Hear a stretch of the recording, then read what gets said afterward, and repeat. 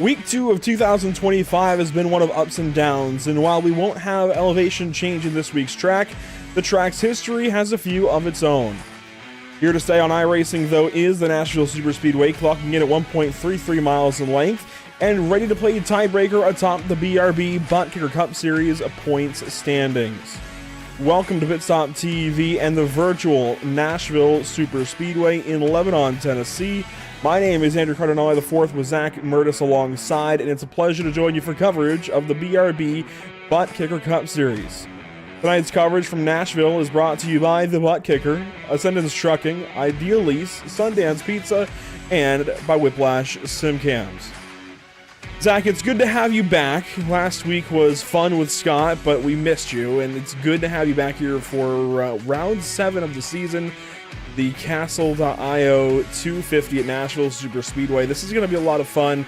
Before we get into anything, I do want to say we are racing in remembrance of Daniel Gonzalez, a friend of a lot of drivers in this series, and unfortunately, the story was posted in the league Discord channel that Daniel has lost his battle with brain cancer, and we will be thinking about Daniel and his family throughout the course of the evening. If you're in the league and you haven't seen yet, there is a GoFundMe link posted by Dustin Stallings, in the league Discord that you can go find and consider donating to the cause for Daniel Gonzalez's family. Before we start the broadcast, before we go any further, before we talk about the racetrack and we get to Zach and everything, I want to take a moment of silence for Daniel Gonzalez and just appreciate that this league is one of a great, great community.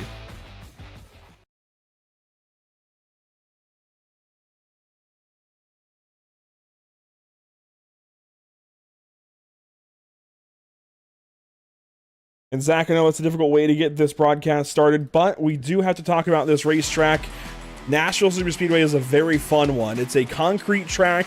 It's a D-shaped oval. It's a lot of things that it feels like it shouldn't be. It's an intermediate track that drives like a short track, and somehow it's got a road course. I don't know what this place is, but it's a lot of fun.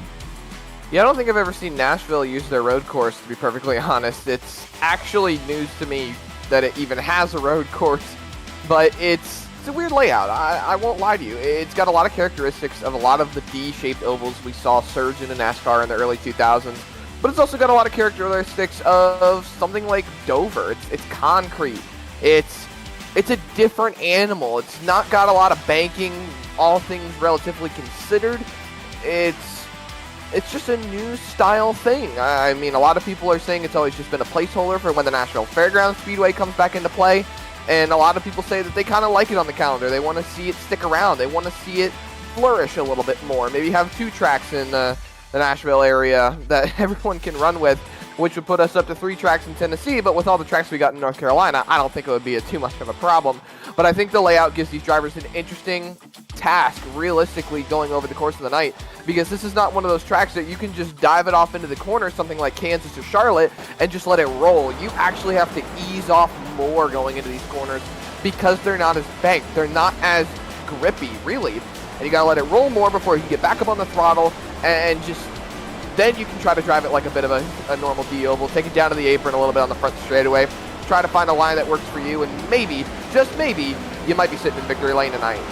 There's a lot of reasons you have to lift a lot going into the corner. The banking is a big reason, though, as you mentioned. It's also that concrete surface, so it just has a little bit less grip, and it's a concrete surface with some grooves in it, so it's got less surface area that the tire makes contact with, and it's a tighter corner. It's a very tight corner radius compared to a lot of intermediates that we go to, so a lot of reasons going into the fact that you simply can't dive up into the corner like you can at a big speedway like Kansas or Charlotte, as you mentioned. So a very interesting racetrack here at Nashville Superspeedway.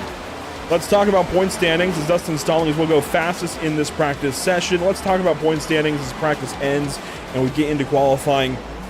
I mentioned in my intro that Mason Houseman and Isaiah Sutherland are tied atop the standings. Here they are, both at plus 117 to the chase cut line. Isaiah Sutherland sits, Stephen Borbell sits at 90 plus. Johnny Wood Jr. sits at 69 plus. Adam Buzzio sits at 65 plus. And then things start to tighten up a little bit. You get down to 38 plus for Ray Walker, 37 for Matthew Catania.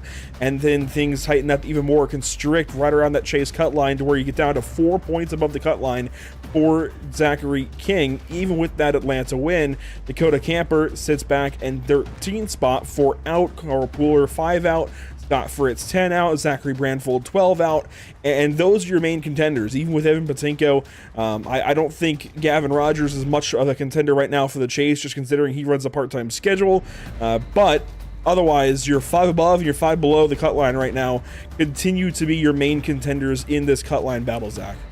Yeah, and tonight's going to be a bit interesting going into qualifying right now. It looks like Dakota Camper has not rejoined the racetrack. So, you know, that's a bit of a confidence booster for Zachary King if Dakota Camper misses out on qualifying and can't make the race. But he still got Carl Pooler and Scott Fritz to contend with. Zachary Brandfold's not too far behind. Evan Patinko's right there. Gavin Rogers, he won on the road course of the Red Bull Ring just last week, but he's still 30 points below that cut line, so he's looking to bounce himself up a little bit more, especially since he's part-time, actually. It's one thing that slipped my mind there for a second. Is Carl Pooler was the first one out on track. He's going purple in the background. But I'll tell you, Andrew, as everything tightens up, we get closer to the playoffs, things are going to get a little bit interesting. Or chase, excuse me. Let's look at the point standings. We'll talk about the schedule here in a bit, but right now cars are on track for qualifying. Here's a look at Johnny Wood Jr., the driver that has gone the fastest so far in this short qualifying session at a 29.743. He's on lap number 2, looking to maybe go faster and stay on pole position. What's it going to be down to the stripe for Johnny Wood Jr.? It's going to mirror his lap one time. Almost. It was a 7.44 corrected to a 7.60. That was really consistent there for a second from Johnny Wood Jr. Stephen Borbell, second quick so far. Mason Houseman, third. Adam Buzzio, fourth. Dustin Stalling is currently rounding out your top 5. Gotta say, even with that just a bit of a drop-off there from Johnny Wood Jr., that's still relatively consistent, all things considered, as we see Evan Patinko on track. This is one thing you're going to see, Andrew, throughout the night, is drivers are not going to go down to that yellow line as Dustin Stallings goes quickest. A 29.71. That's going to put him about 0.03 of a second above Johnny Wood Jr. But like I was saying, Andrew, a lot of these drivers, you see that yellow line right there. You can paint it. A lot of people say if you're running that bottom line, paint that yellow line, paint the white line, whatever track you're at. That's not really where the groove is here at Nashville Superspeedway. You can see the black line where all the rubber's getting laid down. It's not on the yellow line. It's not going to be the fast groove for a lot of these guys, and some of them are going to feel it out. Here's a look at Isaiah Sutherland, a look on board even. Sharing the points lead coming into this evening. He's got the win on the last 3 concrete racetracks that we've raced at. Last 2 concrete racetracks, last 3 concrete races that we raced at. Dover, Bristol. 2 at Bristol, 1 at Dover. Let's see what he can do here at Nashville. Is it going to be a pole time from Isaiah Sutherland? He wasn't the fastest in practice, and it's a 29.781. So he's a little bit off here in qualifying. 6th quick so far on lap 1. Let's see if he picks up on lap 2. He wasn't top of the board, but he was pretty darn close to it. So he's got some speed in that 24 Chevrolet. So let's see what he's got here into 3 and 4. Andrew, he's going to not hit that yellow line. Oh, looks like he does. He's putting a late apex on it. Back to the start-finish line we go. He's got to pick up a little bit. Coming back to the line. He does pick up. It's not little bit, but quite enough for pole, but it's good for the front rows. 2nd place for Isaiah Sutherland. That is a strong qualifying effort from a hometown boy. And we got to watch this 24 car once again. Something about the concrete racetracks, man. He just gets it done. Here's a look at Gray Walker. Newly into the 6th place in the point standings. Moving up in the world. And a bright blue Accelerate Racing paint scheme on this number 25 car. The sun's coming out from behind the clouds. Lap 1, a 29.895. That's good for 11th. We also see Richard Smith on the racetrack. And Smith currently, well, doesn't have a lap in, so he's nowhere just yet, but he's 32nd if you want to consider the fact that he doesn't have a lap in yet. It looks like Dakota Camper is going to be able to rejoin the racetrack. He's not going to be able to get out. He's not going to have enough time to turn a lap before the timer ticks down. as Walker comes back to the start-finish line to finish his last lap. Oh, the blink. Oh no, is that going to take him out of the lap? No, it doesn't. Second. Wow. Hello, Gray Walker, and welcome to the front row. That's going to knock Isaiah Sutherland down to 3rd spot in qualifying. A look at Richard Smith in the last few seconds. Actually, no look, as his lap, it seems, may not count. He didn't get back to the stripe in time, from what I can tell. That'll do it for qualifying action. Let's take a quick look at the series schedule before we go racing this evening. We come in at race number 7 this evening, January the 14th. Next week we go to Chicagoland, then Pocono the week after, Darlington then the week after that, Daytona, IRP, and Michigan to the Chase. The Chase will begin at St. Louis, then continue to Watkins Glen, Talladega, Rockingham, and Miami. There's nowhere to hide in that Chase, is there? I mean, the most normal racetrack is Miami, and it's an abnormal intermediate. It's a true oval, something you don't usually see. Yeah, Miami, you and I both say it's like one of the last true ovals around here, but I'm excited for Rockingham. It's making a comeback in everybody's eyes, and I'm excited for it. Well, let's walk through your starting order this evening. On pole, we just went through qualifying, and we talked about how Dustin Stallings was a major part of this Daniel Gonzalez remembrance in the BRB Racing League. Well, he is going to start this evening's race in a special paint scheme from pole position. Gray Walker will walk off the front row in 2nd spot. Starting 3rd will be Isaiah Sutherland alongside Johnny Wood Jr. Starting 5th and 6th will be Scott Fritz and Stephen Borbell. How about 7th place, Mason Houseman, coming off of a 2nd place effort, I believe, last week out of Buzzio from 8th. Starting 9th and 10th, though, it'll be Braxton Skinner and Brendan Maddox. Rolling outside the top 10, Coulter Clark and Carl Pooler are going to be your row number 6 there. The first ones out looking inside that top 10. They should have some good speed tonight. 13th and 14th, Zachary Maddox and Josh Anderson. They put in some solid qualifying efforts. Hopefully they'll be able to build upon that pace as the race goes on. 15th and 16th on the starting grid, Matthew Shelby and Matthew Catania. 2 Matthews sharing that just that row right there.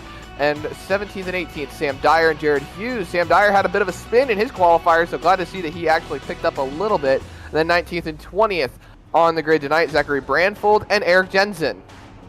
Starting from 21st, it'll be Cody Dorsey alongside teammate Evan Patinko. Starting from 23rd, it'll be Cole Lewis. 24th, Zachary King. Starting 25th this evening, it's Jason Bottoms alongside Cole Younger. On the inside of row 14, you'll find Richard Wolsifer. To the outside, it'll be Matthew Erickson in the 28th spot. Starting 29th, it'll be Jamie Pord. 30th, rather, will be Dakota Bly. Back 3 cars this evening, Robert Moyer Jr., Dakota Camper, and Richard Smith. That makes 33 total. And we can walk into your Whiplash SimCam's race details. It's a short pace lap here at Nashville. 190 laps. Stage 1 is 50. Stage 2 is 50. Stage 3 is 90. 5 change sets, 80% fuel load, fixed setups, 1 fast repair, and 3 green-white checkers if needed this evening. That is a quick rundown through your Whiplash SimCam's race details. Your field is working into turns 3 and 4 now and getting ready to go racing from Nashville Super Speedway. This is going to be a bunch of fun. Ride along with us for this one. Green flag on the way in the Castle.io 250 at Nashville. The field is packing up and ready to go racing at Nashville Super Speedway. We are green.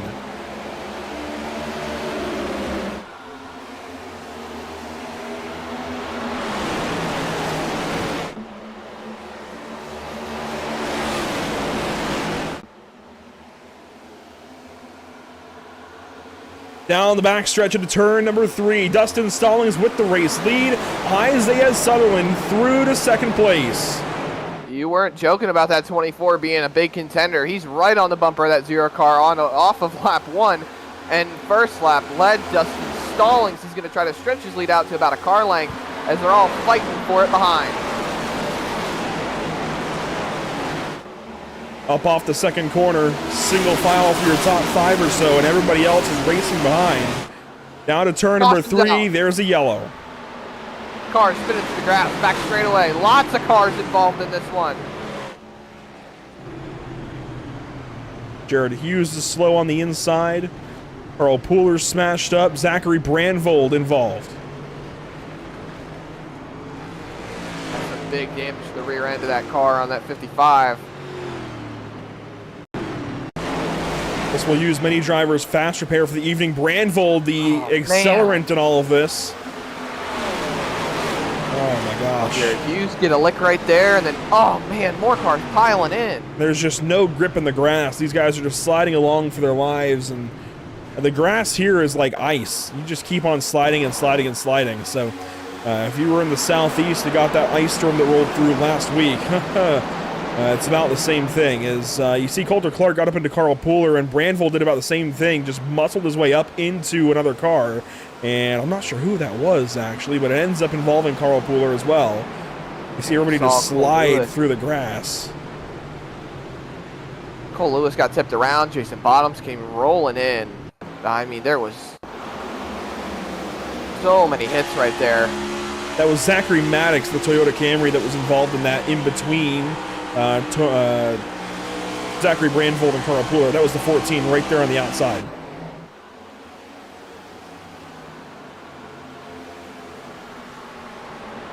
Cole Lewis off the nose of Richard Wolsifer. Wolsifer locks it down nicely and just kind of skids through the grass on the access road there, the road course. Quick update apparently from race control.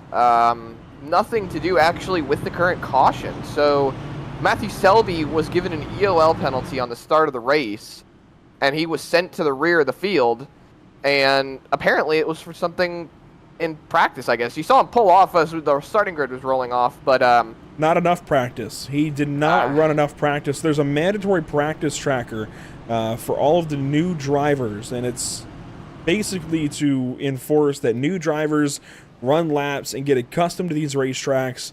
Matthew Selby did not meet his quota, neither did Tony Patton or David Mayberry. Patton and Mayberry not here this evening, but Selby is, so he had to serve that EOL at the start of the race and go to the back of the field and start from the back. He'll be able to work his way back through the field this evening, but that is a to the rear penalty for driver 46, as we'll see our choose here on the front stretch. I was not expecting that one. We see all of these drivers getting their choose in. You see Sutherland goes to the bottom this time. So he got the top side restart before. Now he's going to see how the bottom works. Johnny Wood Jr. Gray Walker steps up. One driver I want to keep an eye on, Andrew. He's fourth in line on the bottom. Mason Houseman. He qualified outside the top 5. And I mean, that's not really a bad thing, all things considered. But Houseman being tied with the points lead for Sutherland, especially being one of the drivers that we expect to see on the front row most of the time, it's just quite it's a little interesting to say the least. Well, remember, Sutherland did start from third in this race, so he was right behind Stallings in the start of the race, the initial green flag, and he was able to follow through on the bottom side. I think that's why he wants to keep the bottom. Johnny Wood Jr. will try the outside here. Gray Walker had it before, and Mason Houseman is down about where we started this race from originally. We'll work around to the Geico restart zone, this time by. And we will officially take the green flag here on lap number 6, waiting for it in the restart zone. And we are back green at Nashville.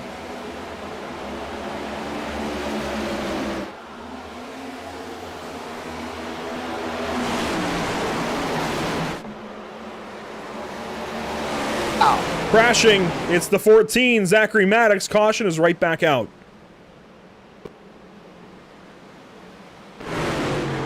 Matthew Selby involved.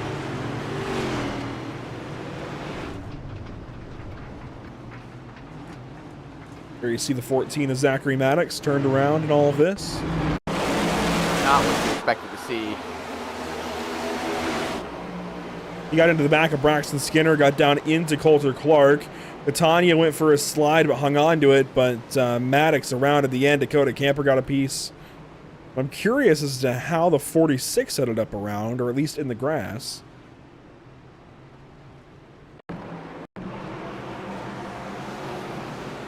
So here we go, on board with Matthew Selby.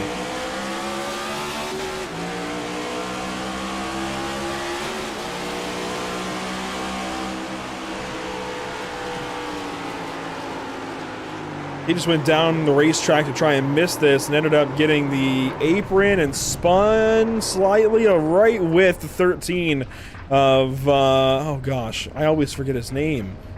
Why can I never remember his name? That would be Cole Younger. Cole Younger, thank you. And it looks like we actually, not to cut you off there, Andrew, just a quick update from Race Control. Looks like they're going to deem this a racing incident. No EOL penalties will be handed out. Cole Younger is maybe the one name that I can just never remember for some reason. I don't know why. I got to store all these names from all these series in my brain, but for some reason, Cole Younger is one. I'm going to have to drill that in this week and get ready for next week. We got a lot of shows here on Pit Stop TV. It can be hard to remember sometimes. We have had a really busy week and a half. It has been super busy. We had the Carol Kenneth Carden, see more names. Carol Kenneth Carden Memorial Race on Saturday. We had the Majors 2.4 on Sunday. Last week we had our full rundown of the BRB Racing League, of course, here on Tuesdays, and then we actually had the sim racing for the kids event on Wednesday. That was at Road America. That took up a whole lot of name space in my brain. That was a bunch of new drivers. Thursday we had the Sarah Super Series. That was a lot of fun. Then this week, of course, we have BRB, the Simrat Market Series, and the Sarah Super Series again. So it's the same usual rundown, all in just about a week and a half span. And thankfully this weekend we are off. It's going to be a good weekend at home and just relaxing after the week or so that we've had. But here we go. The choose one more time. This time, something that will choose the top side. How about them apples? And here's a look at what's upcoming for us at Pit Stop TV. So we've talked about what's happened. Well, this is what's upcoming for us. Tomorrow night, we go to Darlington Raceway with the Simrat Market Series. A week postponed, but we are ready for it. Thursday, we go to Slinger Speedway, one of the few scheduled races for the Sarah Super Series. Not most of them, but half of them are mystery races. This is one of the races that we know where we're going for. And then next week, here for the BRB Racing League, we have a night race at Chicago. Chicagoland Speedway making a return to the schedule.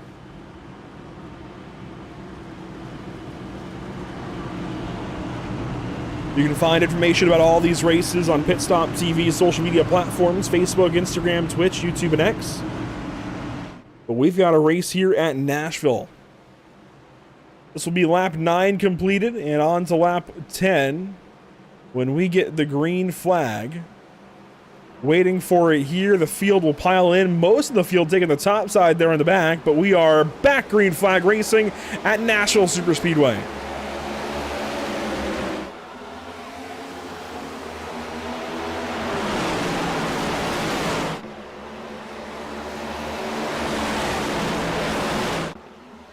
And that restart goes the wrong way for Sutherland. He falls back to 3rd place.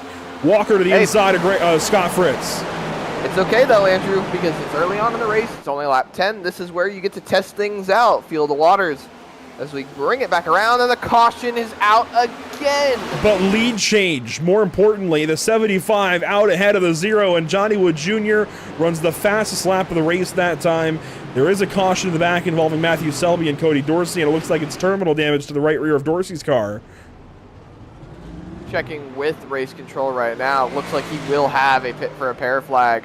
There you see Cole Younger. He got caught up in the mix as well. Turned around back there in turn number 4. And it looks like Race Control is going to place this on the 13 of Cole Younger. So it starts up ahead. Younger gets loose, backs it into the corner, and spins, slides, and gets Cody Dorsey there in the left rear of the car. And that was it for Younger's involvement. Dorsey's involvement got a little more complex. We'll take a look back at the replay again. Watch Cody Dorsey here. Gets tipped in the left rear, spun around, and here comes Matthew Selby going for a slide and miss him. One car did get a piece of the 88, but it was mostly that contact to the rear end in the outside wall that does the damage to that right rear toe leg. Who was that got him? It was a Ford. There's somebody towards the rear. See everybody breeze on by. There's the contact. There's Selby heading. That's the straight 84. for That him. was Dakota Bly. That was Cody's teammate. Oh man. Man. Jinx. Well, you know what? That was a little bit of net code too from the 84 car. Let's go back and look at it here. Dakota's checking up, trying to miss it, goes high. Then his teammate goes up the racetrack and comes back down a little bit, and I think he's going to be okay. I don't see any simulated damage. But, man, could you imagine if that had damaged the right front of that race car, how unfortunate that would be? Yeah, looking at the 84, Dakota Bly, it looks like he did go down pit road because he's a little bit further back now. I think he probably just wanted to play it safe, check the damage on the car, and make sure he wasn't in, a terrible spot. But, I think it could have been a lot worse for wear as these guys get ready to choose here. I mean, it really could have been worse off, but Cody Dorsey obviously getting the big brunt of it as everyone choosing in the background now. Looks like Sutherland's going back to the top.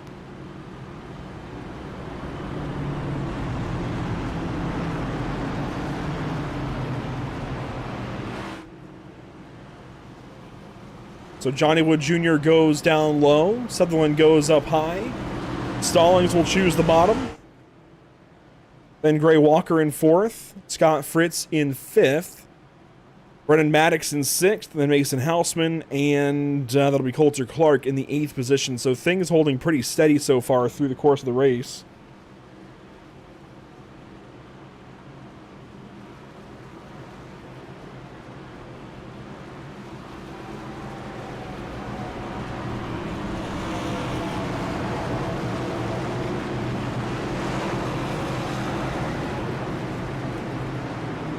And here we go. Want to give a big shout out quickly to the partners with this series. The Buttkicker, Ascendance Trucks, Ideal East, and Sundance Pizza. But into the Geico restart zone this time by green flag back on the way here early in stage 1. We've got a lot of racing to go and a long ways to get there. Green flag back in the air.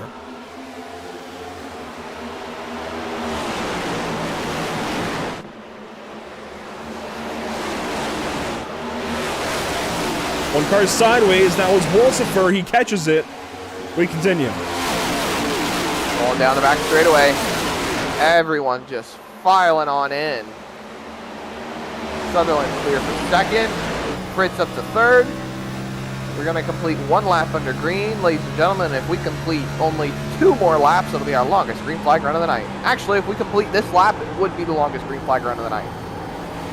Don't jinx it now. But here we Knocking go. on wood. Isaiah Sutherland now in pursuit of Johnny Wood Jr. Finally a chance to stretch these drivers' legs just a little bit. Just a little bit. The top 3 run single file down around the bottom side of the racetrack. Scott Fritz gets clear to 4th. Now he's got Hausman on the inside. And Hausman will pull right up alongside and have the edge into turn number 1. Stallings goes purple that time by. I expected him to after the big run he got Caution. off turn number 4, and the caution's out.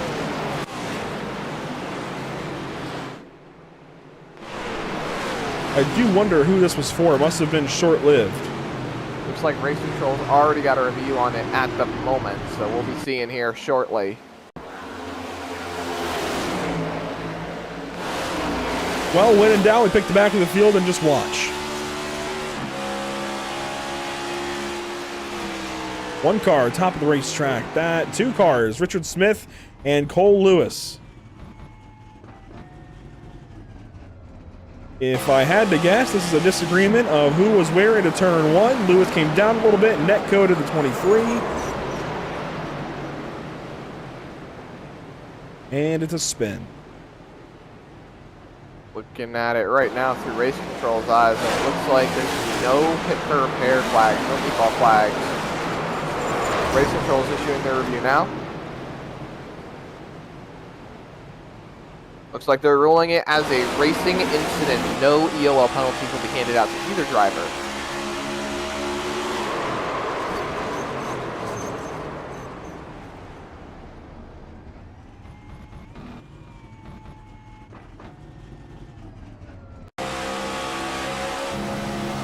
on board with Richard Smith.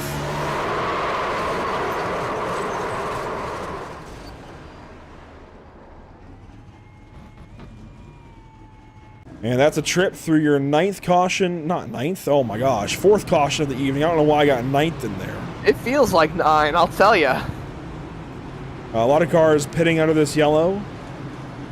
Braxton Skinner, though, hang on, he showed he was stopped for a second. I'm trying to find if he pitted. Yes, he did. We did have one car stop for a second. Adam Buzzio. Apparently he was having some issues and he pulled down and off the racetrack on the back straightaway, but he has since rejoined on the racetrack, rejoined in his spot apparently. I figured if he didn't hold pace speed, he'd have to fall to the rear, but guess not as we got cars rolling off pit road. You see Dorsey still in there, Andrew, from that incident not too long ago. Richard Wolsifer is off the track. Yeah, he just had packet loss. That was just the brief moment right there where he actually blinked out of existence. Here's a look at Wolsifer.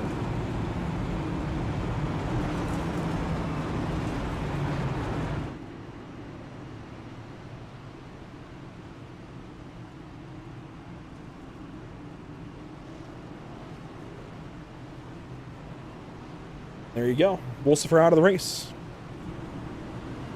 Not much you can do there.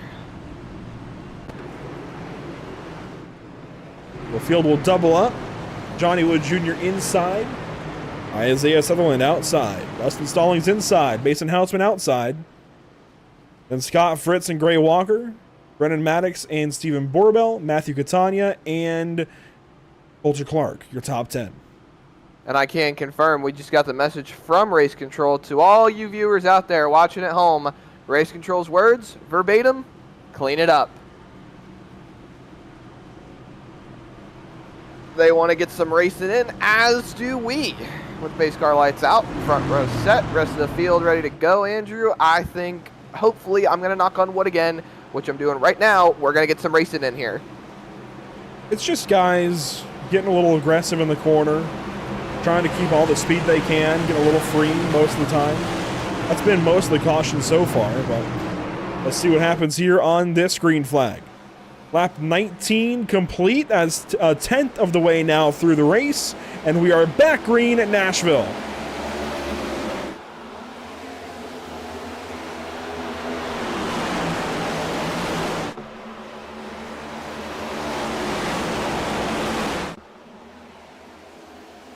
Weather conditions in this race, 70.7 in the air, 81 degrees on track. It's not overly hot, it's not overly cool. It's a beautiful day to go racing here in virtual Lebanon, Tennessee.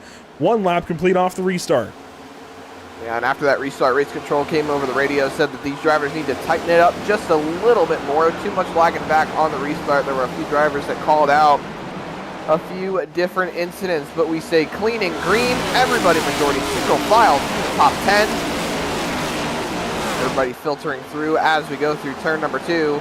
We're going to bring it back to the start-finish line with Johnny Wood Jr. still in the lead, Sutherland right behind, and Houseman has gone by Stallings for that third spot. He's got that car hooked up, and he's looking to go further forward. On board with Mason Houseman. You hear him downshift into the corner, down to fourth gear. This is something we haven't yet talked about this evening because it hasn't been much of a conversation. It's been a lot of stop-and-go action. But Mason Houseman putting each gear to work here. At least fourth and fifth anyway. Down to fourth in the corners, back up to fifth on the straightaways.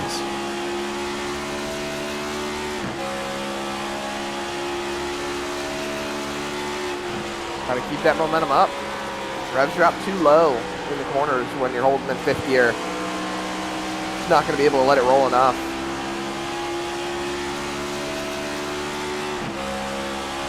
There's he shifting back up to fifth gear, relatively closer onto entry of the corner. He's shifting back up, so he's not really letting it rev out too much, but certainly enough to where it's keeping the RPMs up, he's keeping his speed up. You can see now, Andrew, the top 5 have considerably broken away from the rest of the field. Not too far away, but enough to get their own pack formed up. Yeah, they have broken away just a little bit. They've got themselves a decent gap back to Steven Borbell. Then Scott Fritz and company. First side-by-side, though, Matthew Catania and Brendan Maddox. This is for 8th spot. No, 9th. 9th position on the racetrack. Maddox has got it for now and will clear the 18 of Catania. Jensen falls back to 11th in this, but you know what? Jensen, really, that's up to 11th. He has had a rough season to get this season started, and I think has maybe put some extra practice laps in here for Nashville. I believe this is a home race for him as well as Sutherland, so this is a beautiful opportunity for Eric Jensen to get up on the wheel, and he's doing so this evening. Want to just shout this guy out. I know it's still early. We're only halfway through stage number 1, but serious props to Eric Jensen. As you can see behind, there is some damage to the 54 of Coulter Clark. Looking at it, it's on the right front. Really wondering what could have happened that car could have had some damage. Maybe he tapped the wall a little bit, made contact with another car, who knows, but he's really trying to hold off that 71 of Carl Pooler at the moment. Pooler runs the high line, crosses it over to hit a late apex. So the difference in the line is very considerable, Andrew, and you can see just how these drivers are really setting these cars up. Look back at the front of the pack. They're not even touching the yellow line. They're running just a little bit off of it. See Stallings run a little wide there. He's going to let Walker close up a little bit more. But this is what we're talking about, Andrew. This is what I made a mention in qualifying. These guys are going to run different lines. They're going to find ways to maneuver around. They're closer to the yellow line in 3 and 4 than they are in 1 and 2. The two ends of this racetrack are a little bit different in how you approach them. Of course, you have the wider corner entry into turn 1, tighter corner exit out of turn 2, tighter corner entry into turn 3, wider corner exit off of turn 4. So it's a little bit different in how you approach each end of the speedway. You see that in a lot of intermediate tracks, the D-shaped ovals. You don't see that at places like Homestead, although Homestead even is a little bit different corner to corner. But your top 5 still breaking away from this field. That gap is starting to come down a little bit, I think, between Borbell and Walker. But so far, those who have got this place figured out are thriving. Yeah, we're starting to get 2-back tandems, really. See a bit of a spread across the field. You see Johnny Wood Jr.'s out in front, then it's Hausman and Sutherland together. A little bit back, Stallings and Walker, they're pretty close together. I say that, Sutherland is right on the back bumper of that 78 car. He wants to get that second place back. Hausman took it from him not too long ago. But you're coming in about 20 laps to go in the stage next time by. What point do you start to say, Andrew, do you kind of backpedal it a little bit, be a little bit more patient, feel the tires out, or you want to try to go for those stage points, get a little bit more? The way this race has trended, honestly, I would save right now. Only because I'd be expecting another caution in this race before we get to the end of stage 1. And the reason I would save is to have tires left when I eventually stay out at the end of the stage. I would not yet pit until that stage break. That said, you could, if we get a caution here before the end of the stage, pit there and not pit at the stage break. So the options are endless, as here comes Dustin Stallings on the inside of Isaiah Sutherland. Gray Walker tries to follow through, and he will not yet be able to make that move. Yeah, Sutherland saw that really quickly. He was about to close the door, saw Walker there, came back up the racetrack a tad, got a little loose, but Walker let him have the spot, thankfully. So they'll stay single file. These guys being a little patient with each other. That's what we like to see. That's how it needs to go. Got a side-by-side fight behind them, though. As the race for the lead heats up, that's Borbell losing a spot to Maddox. Borbell was 6th for a while on this run. He has fallen back now to the 8th position. Now making 9th as Scott Fritz goes by. And Buzzio jumped up a little bit as well. Here comes Catania. So just trying to follow through on that 48 car. As Borbell continues to go backwards. There's Jensen right behind him. He could get a stage point potentially if they keep fighting up there. He's broken away from 12th on back, so he's all by himself back there. And then you see the fight right here between Fritz and Borbell. That's just going to let that car behind him in that 99 Chevrolet close up a little bit, but it looks like they're going to get single file. A reminder that the 48 and the 18 are teammates. That's Fritz and Catania. Fritz a little bit tight in the aero wash of the 2 car. Goes up the racetrack, and that allows the 18 to get underneath him. Going into 3. They're going to stay side by side. A bit of contact. Little push right there. And this all inside the top 10. This is the stage points right here. Every point matters. And when you have drivers that are outside the top 10 that are not going to be able to get stage points, but are really in the playoff picture, or excuse me, the chase picture, you know, even just one singular point can matter. Let's look at Zachary King. He's 4 points up on the cut line. He's the first car in, with cars on the outside also looking in. And, you know, these guys up here, they're all fighting. They're going to get stage points. He's not going to get squat in the next 15 laps here. Because we got a change of hands running for the race lead up here. Hausman's taking it, and Johnny Wood Jr. is trying to hang on to it. Hausman up the racetrack that time in 1 and 2. He's looking for something. Hasn't yet found it. He feels Dustin Stallings there off the back porch and wants to get moving. Does not want to let that 0 car go by, even if they are teammates. Look at Sutherland all the way to the apron. He's trying to get that spot back. He wants to get by Stallings. There's a lane there. He's going to poke his nose. A little bit of contact. Stallings up the racetrack. He's going to have a run, though, off corner exit, and that's going to put Sutherland on the back pedal, and Gray Walker has the door open for him.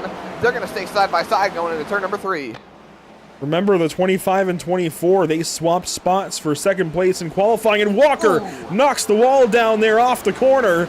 Gray Walker in the wall hard. Sutherland goes back by, maybe. Walker not letting it phase him. He's up out of the groove, though. He might tap the wall again. No, he keeps the car rolling. Nice and steady she goes, that Toyota Camry. He's trying to hang on to it now. Not too much damage from the looks of it on the right side of that racing machine. That, though, I think showed just how much you've got to stay in the groove this evening. You get out of the groove. Well, but you get out of the groove and you're just going to go up the racetrack and go nowhere. You've got one groove to run. It's down around the bottom of the racetrack. You can move a little bit, a foot or two, a couple of feet maybe, but you have got to stay on the bottom of this racetrack. Right, you do, and the sun's coming back out, Andrew. That means the track temp's going to change, the air temp's going to change. These guys are going to have a different challenge on their hands, as Hausman is not letting Johnny Wood Jr. get away from him. They stay relatively close together. Stallings now back into the mix. He's got a big run coming off of turn number 4. He's right on the back bumper of that 78. They all take a bit of a different entry right there into turn 3, or excuse me, into turn 1. Oh, where am I going? But they stay relatively close together. Stallings took a look there off of 2, down the back straightaway. Hausman takes a look. Wood defends. Johnny Wood Jr. shuts the door on Mason Hausman. This all for the race lead here and stage win. Hausman wants them all, but he might be denied here. Johnny Wood Jr. looks good. I know Hausman's getting closer and closer, but Johnny Wood Jr. has looked really good in this first stage. And air matters a lot here at Nashville Superspeedway. You're moving so fast for such a tiny little racetrack. I say tiny. 1.1 miles, that's not tiny. But again, it drives like a short track. It's that in-between of intermediate and short track in NASCAR that is just so unique and so much fun to race. But man, does it present some challenges. If you're not being challenged in racing, what's the point? Look to the outside by Hausman. He's going to fall back. Stallings might have the door open for him.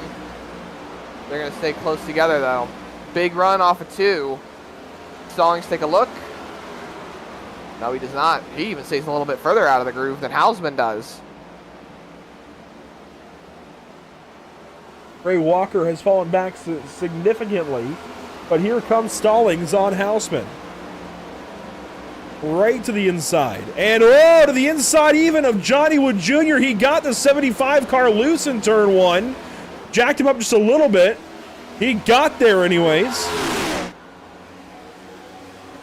Walker has fallen all the way back to Adam Buzzio, who runs in 6th, as Stallings falls back into 3rd.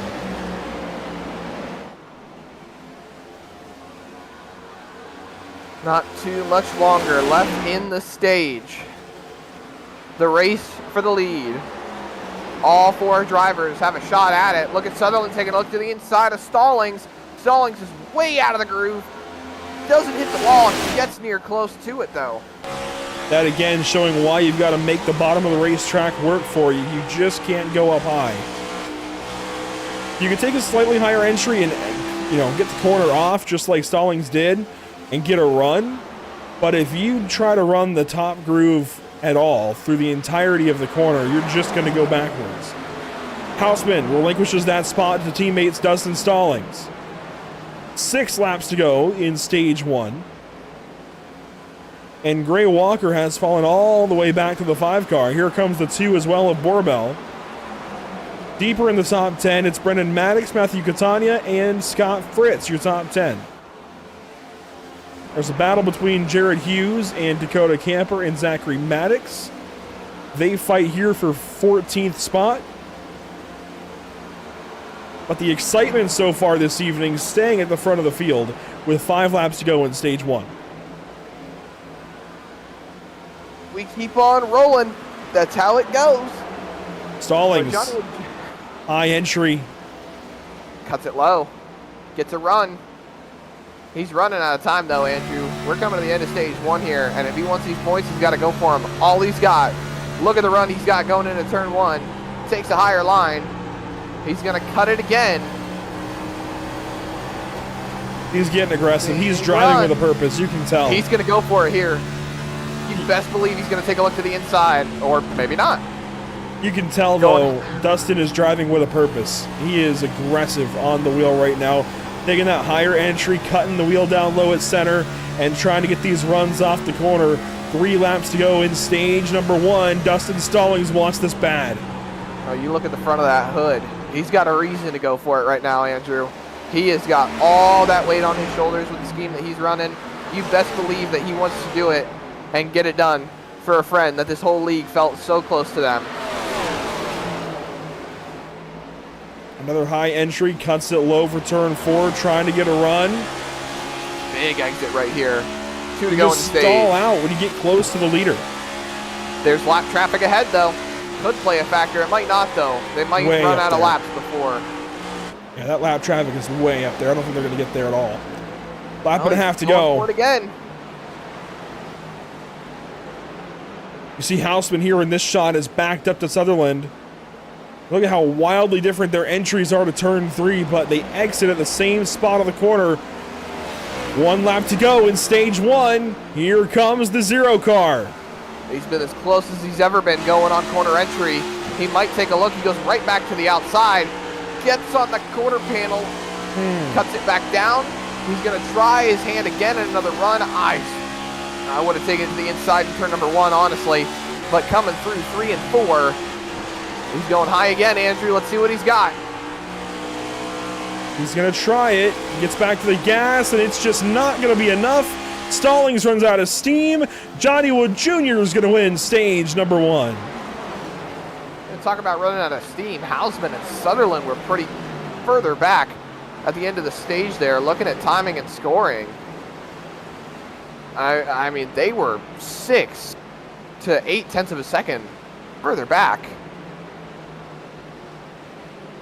Well, it's all Johnny Wood Jr. out front for Limitless Esports. Their new recruit has been carrying the flag.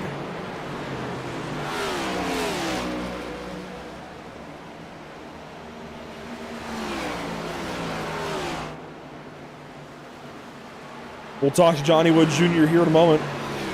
But back under caution here at the end of stage number 1. There you see the iRacing.com safety car up ahead. Buzzio goes 5th in the stage. So it's Wood, Stallings, Houseman, Sutherland, and Buzzio. Then Borbell, Walker, Maddox, Catania, and Jensen gets the top 10. So Eric Jensen grabbing a stage point. That is huge for Eric. He has had, again, a rough season and is very much worthy of a shout out here this evening. But here we go. Pit stops are a-coming.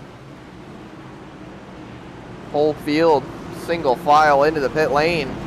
This is where the magic happens.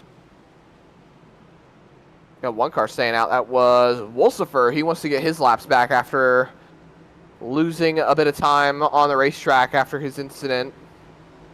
He's sitting 3 laps down. Here we go. Pit stops underway.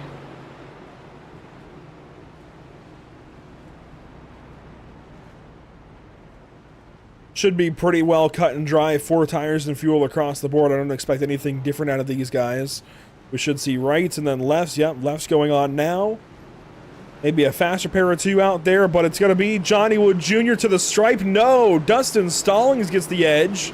He will win the race off of pit lane and have the lead for the upcoming restart. But it's all Johnny Wood Jr. that we'll talk to. The stage win this evening. 10 points for him, and a great way to start the night off for Johnny Wood Jr. with that stage 1 win. How does that feel to go out there, get the race lead on one of these restarts, hold off for the rest of the run to the line, and hold off some of the best in the series as well? How's that feel? Yeah, I think this part of the season is about where should have to start picking it up. I think I'm like 4th or 5th in points. Really need that. It was very hard to hold off, Dustin there at the end. He starts off his run like saving right off the bat. Like lap 1, he tries to save, and it really matters at the end. So that's what you've seen there. You say pick it up at this point in the season. Would there be a difference in how you run the first 6 races to the next 6 races? Yeah, it's going to be very aggressive from here on out. I feel like. Trying to get a good root foundation in the standings is always important at the beginning of the season. You don't want to go out and get wild and get a couple DNFs at the beginning and then have to like stressful fight your way to the end. You want to get kind of comfortable at the beginning and then kind of ramp up your attitude there about midway. All right, well, Johnny Wood Jr. with a quick start to the race here in Nashville Super Speedway. Got to do it all over again, though, in Stage 2 to get by that 0 car. Johnny, congratulations on the Stage 1 win. Best of luck to you. Hopefully we're talking to you later. Yep. From Limitless Esports, that's Johnny Wood Jr. He's going to restart second on the outside of Dustin Stallings. He's been here before. He had to get by the 0 car earlier in one of these restarts. Let's see what he can do. Into the ICO restart zone to begin stage number 2. Green flag on the way, and it's out at Nashville Super Speedway. Green flag back in the air.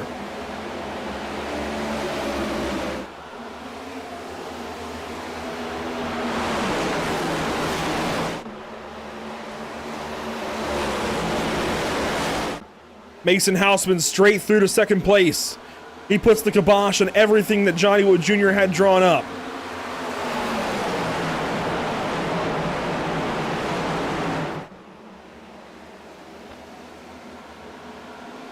Isaiah Sutherland and Steven Borbell racing side by side.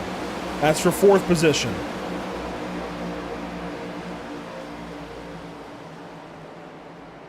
Stallings pushing up the racetrack. You saw it right there. They're going to stay side by side. Got to look to the inside, though. That's Maddox down low. It was almost 3 wide for a second, but they get back to 2. Buzzio looking top side. It's going to be majority single file. They come back to the stripe. A little bounce off the wall there.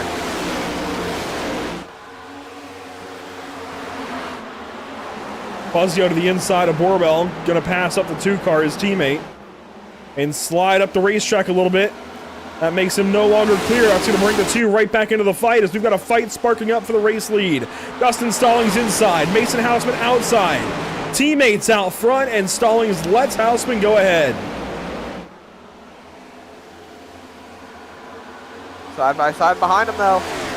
Buzzio still trying to make the top line work as Houseman stretches out to a lead. We'll change into the guard now. Stallings up out of the groove once again. I swear, Andrew, they get so far out of the groove, and I keep thinking they're going to hit the wall on the back straightaway, and somehow they don't. It's a tight exit, like you said, so I don't understand how it keeps happening. It's really weird here at Nashville. For a long time in the corner, you feel like you're going to miss it completely on exit, and then you eventually do or you don't. A lot of times you can be battling the race car, feeling like you're going to miss the corner, and then you have enough angle, you end up making the corner somehow, or it's the opposite. You feel like you got the corner made, you get back to the gas, and you're just trundling along, and all of a sudden you're in the wall. It's a very deceiving racetrack. It's very difficult to get your brain wrapped around. As here we go, battle for second place. Johnny Wood Jr. back to the inside of Dustin Stallings. This is for second. That's going to bring Sutherland along with. The racing continues to heat up here at Nashville. I'll tell you, I'm here for it. Buzzio trying to hang on that outside line. You see the track temp up above. It is not warmed up. It's not changed at all. The sun came out, and it's like it hasn't done anything. And I mean, looking at the iRacing weather report, it's going to hold around 70 for the track temp, and as the race goes on, it's even going to cool down as we get into the nighttime hours. And if this race ends under the lights, we'll have a different type of situation on our hands. We would have to go quite a while to end under the lights. So here's to hoping that doesn't happen. Well, it is daylight savings time. It's actually not. Oh, that's right. I get it so mixed up. Daylight savings time is when we move the clock ahead. We're in standard time right now. That we are. Okay, yeah, no, I paid attention in school. We're good. Dustin Stallings running in the third spot. He's got Adam Buzzio right behind. Buzzio has moved his way methodically through this field from 8th position up to 4th now. It's been a slow progression. Yeah, he was down to 24th, as you can see there. I think that was due to a caution, a pit stop, something like that. I don't think that was for long. Regardless, it's working out for him right now. As move for the race lead, here we go, up ahead. Johnny Wood Jr. to the inside of Mason Houseman. Drag race down the back straightaway, lap 63, and there goes Johnny Wood Jr. right back by the 78 car. Where did that come from? No clue, but I'm still here for it. Johnny Wood Jr.'s out in front. Houseman's holding off Stallings. We got an almost 3-wide scenario right there. Big move, Carl Pooler. Brendan Maddox on his inside. Now we're 3-wide. Gray Walker gets a tap. He's going up the racetrack, stays off the wall. We're still rolling. Maddox falls in line. Now Walker's scraping the wall down the back straightaway. We got another car coming into the mix, though, on the inside of that 25. That's Catania going back to the 10th spot. Dakota Campers right behind. A couple of wall scrapes behind them. Matthew Catania to the inside of the 25 of Gray Walker now. He's going to pull up to the inside as well of Brendan Maddox. The 8 car goes up the racetrack a little bit. They all get so close to that outside wall off of turn number 2. Everybody in the field getting real close to it. Oh, Catania getting loose on the apron down there. Was all over the place. Hangs onto the race car, but just barely. That's going to open the door maybe for Gray Walker to try and go by. Walker will choose the top side right behind Maddox and just tip the 8 car into the 3 of Dakota Camper. 3 wide here as the 8 backs up. Up the racetrack he goes. What is going on here? Here comes Selby. Here comes King. I am so surprised that Dakota Camper did not make extra contact with that 8 car to send him around. That was so mega close. Now Maddox falling backwards. Everything's changing all over the place. This all just outside of the top 10. Zachary King, Matthew Selby, they fight. Dakota Camper and Gray Walker, that's for 10th spot. That's for a stage point. When we get to the end of lap 100.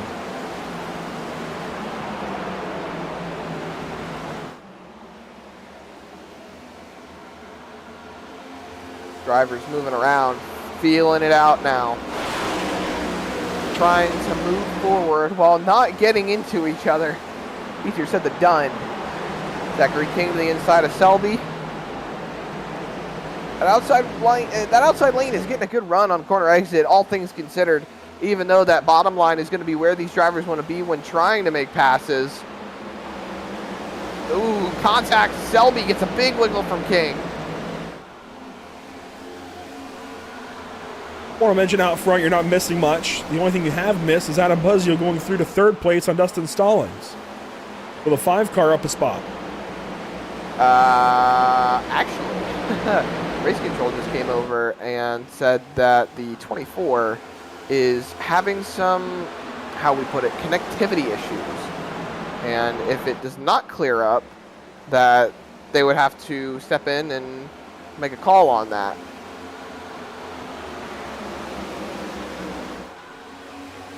Things look fine, all things considered.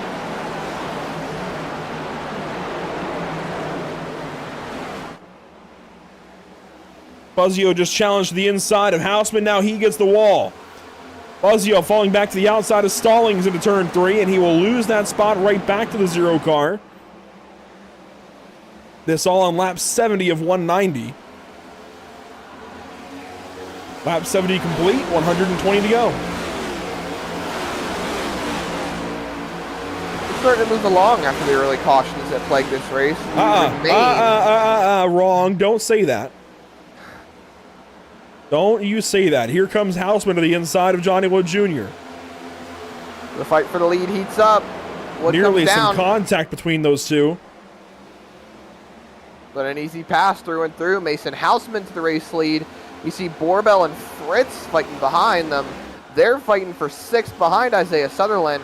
Looks like Borbell's going to hang on to it, but Fritz has the inside line. As we continue our focus on this front pack, Catania's coming into the mix as well.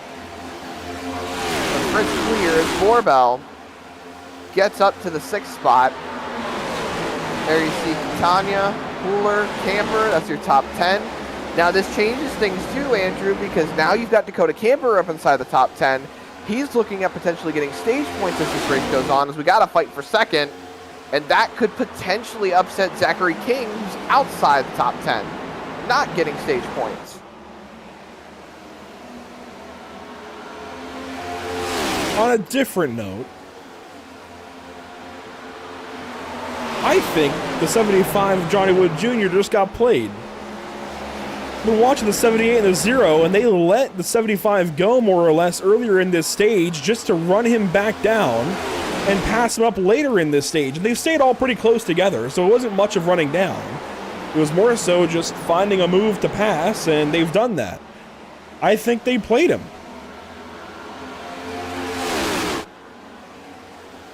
A changing of the guard. Here comes Scott Fritz moving back through the field. Fritz to the inside of Sutherland. Sutherland is the big story today, really. He's won on 3 concrete tracks in a row. Well, 3 concrete races in a row. 2 Bristol races and 1 Dover race. We come to a concrete racetrack, the only other concrete racetrack on the schedule, and that we can go to in Nashville Superspeedway. And concrete, it just seems like it just seems like it's his thing. He doesn't dominate qualifying though. Doesn't start out front entirely. He starts 3rd. Gets to 2nd quickly, but has just kind of been stuck. Hasn't really been able to move forward this evening. Has dropped back to 5th. Although he will move to the inside of Adam Buzzio here. You see there, high of 2nd place. Started 3rd. He has just kind of been stuck.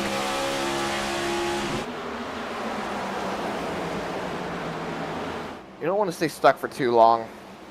I can really put an upset and a damper on how your race goes. Staying stuck just really doesn't fit well when it comes to your overall strategy, because you know you've got the pace, you know you can go further, or even if you don't have the pace and you can't move up, getting stuck around is like burning an extra hole that you don't really have.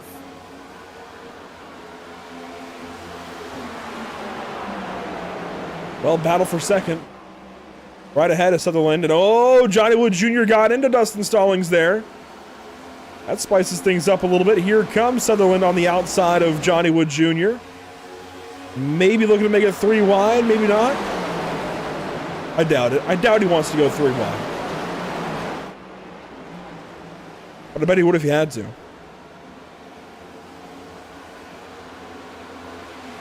More than halfway through stage 2 now.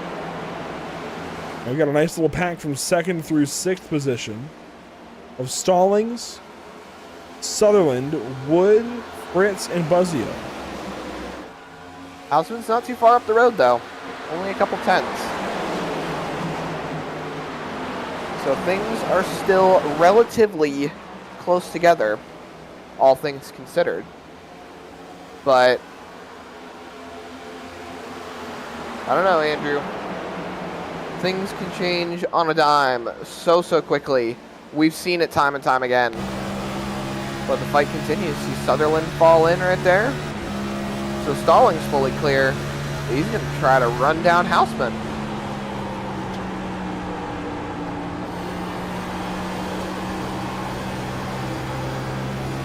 There'll be 20 laps to go in stage 2, this time by the flag stand. Stephen Borbell on the inside of Scott Fritz, trying to move back by the 48 car. You know, for all the cautions we had early in this race, and for as single lane as it is, and as difficult as it is to pass, we've seen a lot of positions swap hands here and there and go back and forth. One guy moves up for a few laps, the next guy moves up for a few laps. And it's been a bit like Darlington in that way, Zach, where you'll have one driver surge for a little while, then burns their stuff off and falls back a few spots, and vice versa. And the cycle continues and repeats. And I like the product we're getting this evening because it's a little bit different from what you see in a lot of intermediate races with this NASCAR Next Gen car. It's, again, a lot more like a Darlington race, which we have coming up, not only here in the BRB Racing League in a few races, but also tomorrow night for the Sim Wrap Market Series here on Pit Stop TV. As you see there, Buzzio through on Wood. That's good for 4th. And he's just been sitting back methodically working on his stuff, but he can burn his stuff up and get this spot and then fall back later. I like this product. It's a little bit different. The product is an ever-changing landscape. See Sutherland's back up here, trying to run down Houseman as well. Ooh, here we got a move for second. Sutherland to the inside. Gonna try to take it away here. He's gonna remain to the inside off of turn number 2. But Stallings gets the run on corner exit. That's going to put that 24 car back in line, but he goes right back to the bottom. Stallings way out of the groove. He cuts back down like he was later on in the run in stage 1. No dice just yet. They're going to stay side by side. Looks like Stallings gets clear once again. That outside line proving very powerful on corner exit. As these guys get single file, let's hop through the field just a little bit. Deep in this field, Matthew Erickson and Josh C. Anderson fight for 26th position, along with Cole Lewis in 28th. And Erickson actually now fully pulls away from the 0-7 of Anderson, so Cole Lewis will go through on Josh Anderson and make that pass, it looks like. That'll be good for 27th spot. Further up, Zachary Maddox and Evan Patinko, they were fighting. That now splits up. Maddox with the advantage. A little further up now, you get Eric Jensen in 19th spot. He has fallen back now to Zachary King and Cole Younger. This is a side-by-side for the 18th position. Jensen gets it. Zachary King falls back. And Braxton Skinner there is in the waiting. Moving up a little bit. How about Jamie Pord and Zachary Brandvold? They were side-by-side a little bit ago. They are now split up. Brandvold with the advantage in the 13th position. And continuing to move forward. Brendan Maddox and Gray Walker. These two, they were up in the top 5 earlier in this race. Walker down to 11th, Maddox down to 12th. Neither one looking too good right now, I'm going to be honest. Compared to where they were earlier in this race, it just doesn't look too great. Then you get into the top 10, Carl Pooler, Matthew Catania.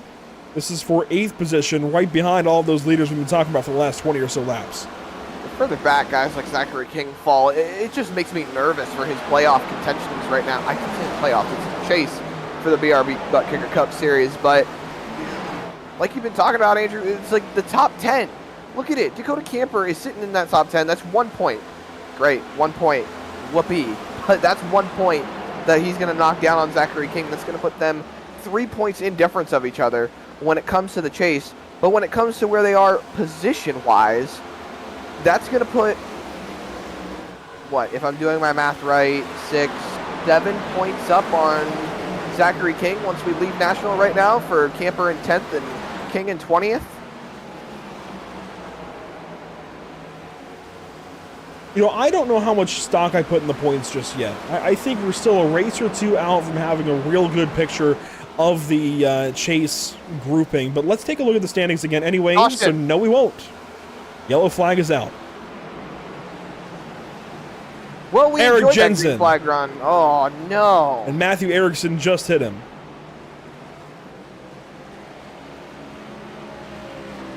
We were talking about Jensen. We were saying he had a really great run going on. We have been talking about Jensen. He put it 3 wide on Selby and Younger here to turn 1, and I have to imagine that's what starts this. They both slide up the racetrack, Selby into Younger, and then Braxton Skinner was there, and Jensen just went for a slide trying to save it. Up the racetrack he goes, boom, outside wall, slides to a stop, and then reverses, will pull up in front of cars, and boom, gets hit by Matthew Erickson. You gotta commit. If you're gonna reverse across the track, you gotta reverse across the track. Well, looks like Erickson and Jensen are not going to have any issues. Well, I mean, that's relatively speaking, but no pit for pair flag for either of them, no meatball flag, so they'll be able to continue on with their race. See Jensen going around, and boom.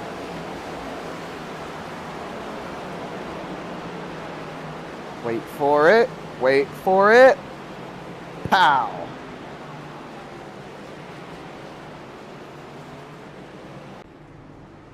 And we don't get much for pit stops. Most of the field will stay out here. I have to imagine those guys that do take tires in the deep field will end up running back through this field. That's going to be Selby, Hughes, Younger. I know it's only 10 laps or so. We're going to have about 8 when we go back green. Erickson and Jensen took to the pit lane. I can't. There. I can't imagine we're going to have much success staying out on tires this late in the race. This late in the run.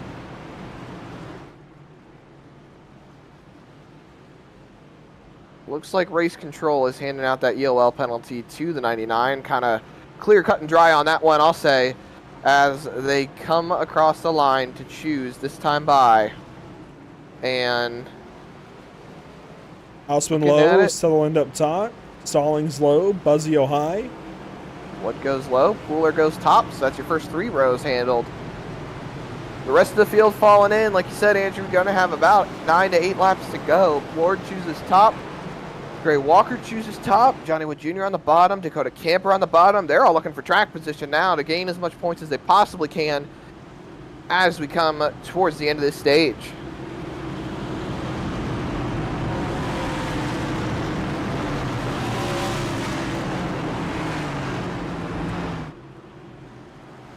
Want to give a big shout out to the partners with the series, the Buttkicker, Ascendance Trucks, Ideal Lease, and Sundance Pizza. A shout out to our partners here at Pitstop TV, Whiplash, Simcams, ATVO, CC's Business, and Cody Williams Design. Thank you for all you do. Just inside of 100 laps to go in this race. And just inside of 10 laps to go in this stage. It'll be 9 at the green flag. 9 laps left here in stage number 2. Green flag back in the air. Old tires out front.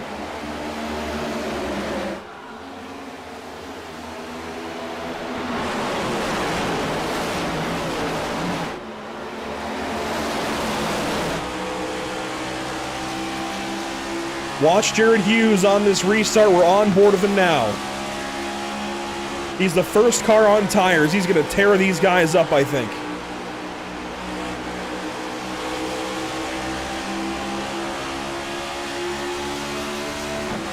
Oh, a block there from Pooler onto Fritz. That's going to be a big crash into turn 1. Hughes is in it. More big cars accident. pulling in. Catania. Oh, no. Fritz is in the wall. Everyone's going around. And we've got drivers mad on the racetrack. Waiting from race control to hear if this will be the stage caution. I can't assume that it would be. No, it's too early. We'll go back green for sure. Watch Carl Pooler here. He gets up the racetrack after contact with Borbell, comes down to shut the door on Scott Fritz, and Fritz stuck with it and got Pooler loose. Pooler comes up the racetrack and into Gray Walker and the wall. Catania around. And this is going to be seen two different ways. Either Pooler threw the aggressive block, or Fritz stuck his nose where it didn't need to be. And I think both are true. Yeah, well, you're going to find a different opinion from both of those drivers, and I can't really say that I blame either one, but at the same time, the aggression level for it only being stage 2, we're going for stage points, fully understand it, but I can't necessarily agree with the aggression level that we're seeing at the moment. And all these cautions to get this race started. And I just don't think the block was warranted. I don't think you needed to go on the apron to make it happen. And maybe the argument can be made that the apron was in an attempt not to crash him, but this is early for this, guys. Still over 100 to go, or just under 100 to go. I just said that, so we're halfway. We're just waiting to hear on what race control decides to do. They will be choosing this time by, so there has to be a decision made relatively quickly on the status of this accident. There you see the contact once again. Jamie Porter's a part of it. Jared Hughes gets a piece. Matthew Catania spins, trying to avoid. Zachary King gets involved big time. He came slamming into that crash. Race control giving us an update right now.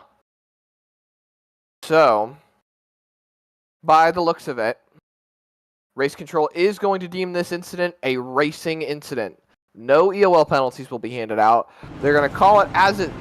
They're pretty much calling it as it is at the moment, and it seemed like, I guess, there were factors from both drivers that initially caused the incident.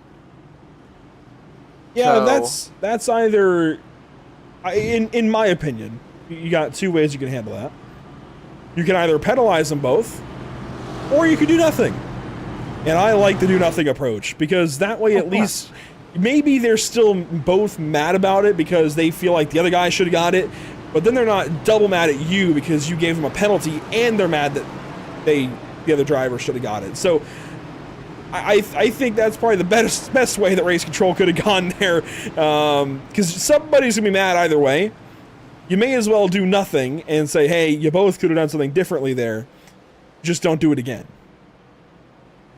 Well, I think, all things considered, we're going to roll into this restart, and we're really just going to have to figure it out again where the allegiances lie as we come to the end of the stage. It's not too many laps to go, Andrew. Things are shaking up.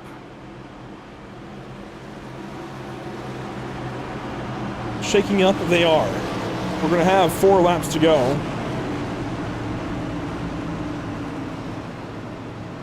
This is going to be fun. This is going to be a very exciting restart, I feel like, at Nashville Superspeedway.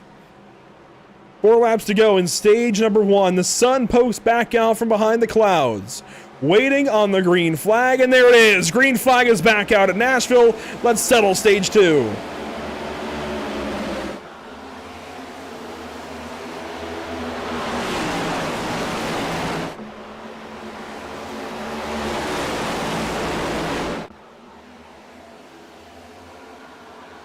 Cole Younger in the mix. He's 10th. But up front, it's Mason Houseman, Dustin Stallings, and Isaiah Sutherland. Sutherland on the outside checks up the 0 of Stallings. They do make contact off the corner. Side by side for second. Side by side for third, fourth, too. Oh, second, third. I'm getting ahead of myself. Johnny Wood Jr. is on the inside of Buzzio. Contact. Maddox is coming on the inside 3 now. There's wide, caution. And that's going to end the stage with Houseman out front.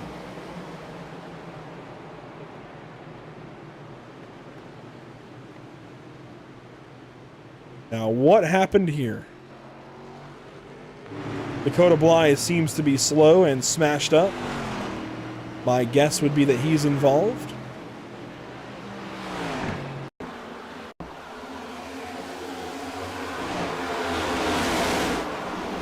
Considering that car was cleaner the lap prior, I would say so.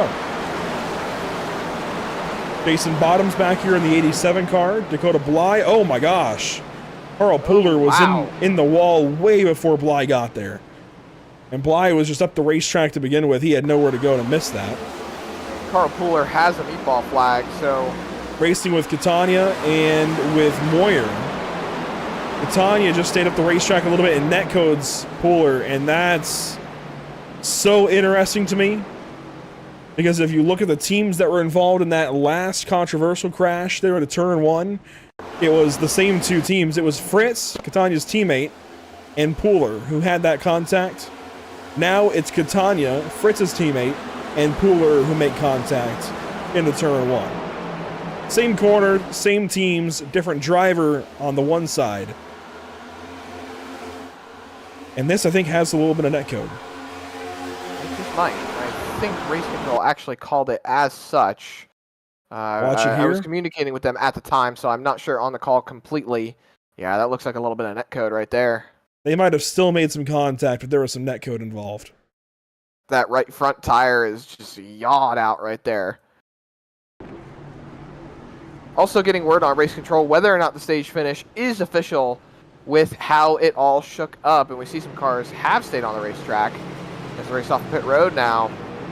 You see Sutherland's out in front of Stallings. There you see Hausman leading the charge off the pit lane. So Hausman, Sutherland, Stallings, Jensen, and Buzzio. And it looks like I see Sutherland falling back. Is it so? No black flag there.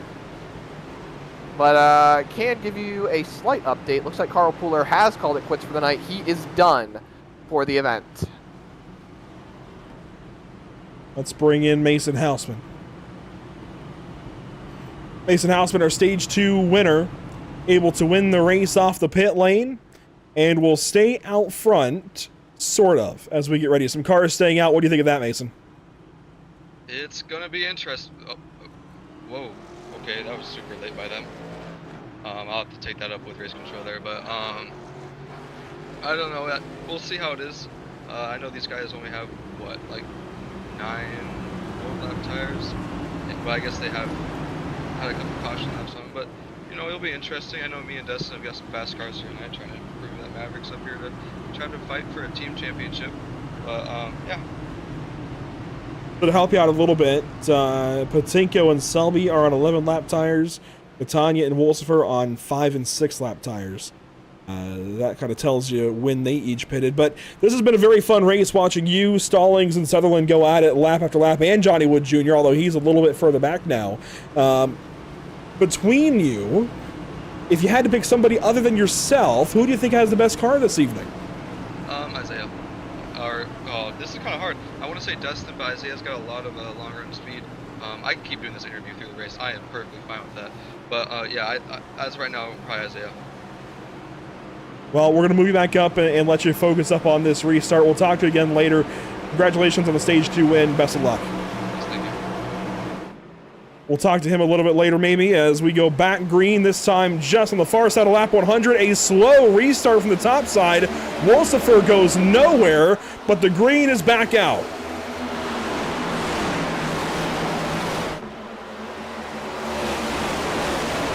And so Evan Patinko leads us down the backstretch. Selby second. Catania third. The first car on tires, that's Stallings in fourth. All things moving around. But the lead has changed hands. I'm sure Evan Patinko is going to be happy to lead the laps. But here comes Selby to the inside. Patinko had it at the line. Selby looking to take it down into turn number 1. The lead at the line for Patinko, though, 22 hundredths of a second. Here comes Catania looking for second. Here comes Wolsifer up on the top line. He's finally back on the lead lap. Everything's moving around. Big stack up on the top line. Patinko and Catania make contact. Wolsifer comes back into it. Oh, Patinko in the wall, smacks it a little bit. Here comes Catania on his teammate for the race lead out front. Car 18 out to the point. Look at the sends back there from Brendan Maddox on Sutherland. That's going to move everyone out of the groove. Stallings is up and out of the mix. 3 wide. Stallings checks up big time. He falls back to Maddox. That puts the 24 clear, the 5 car clear. Stallings sends it back up the inside. Massive send out of Dustin Stallings. He's back up and ahead of the 24 of Isaiah Sutherland. Camper falls back 3 wide now with Johnny Wood Jr. and the 55 of Zachary Brandvold and the 99 of Eric Jensen into turn 1. Brandvold, Jensen, they make contact. This is deep in the top 10 and actually outside the top 10. 3 wide still, 2 rows deep in this pack right here that we're focusing on. Brandvold gonna fall out of it. He's trying to get to the bottom now. Meanwhile, here comes Wolsifer on Selby.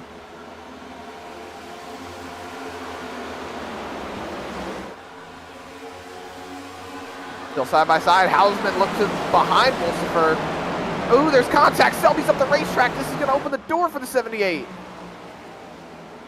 Here comes Hausman. He somehow gets sorted ahead of the rest of his drivers that were on tires with him. I don't know how he managed that with the restart he got behind Wolsifer. I don't know how he got ahead of those guys, but props to him. He's going to bring Buzzio. He's going to bring Patinko. And they are 3 wide to turn 1. Maddox down low on Sutherland. That's going to get tight. Hello, watch out. Contact, there goes the 8 car. Boom, That's going to be the wall. caution out. Big hit. How in the world did Josh C. Anderson miss that spinning 8 car?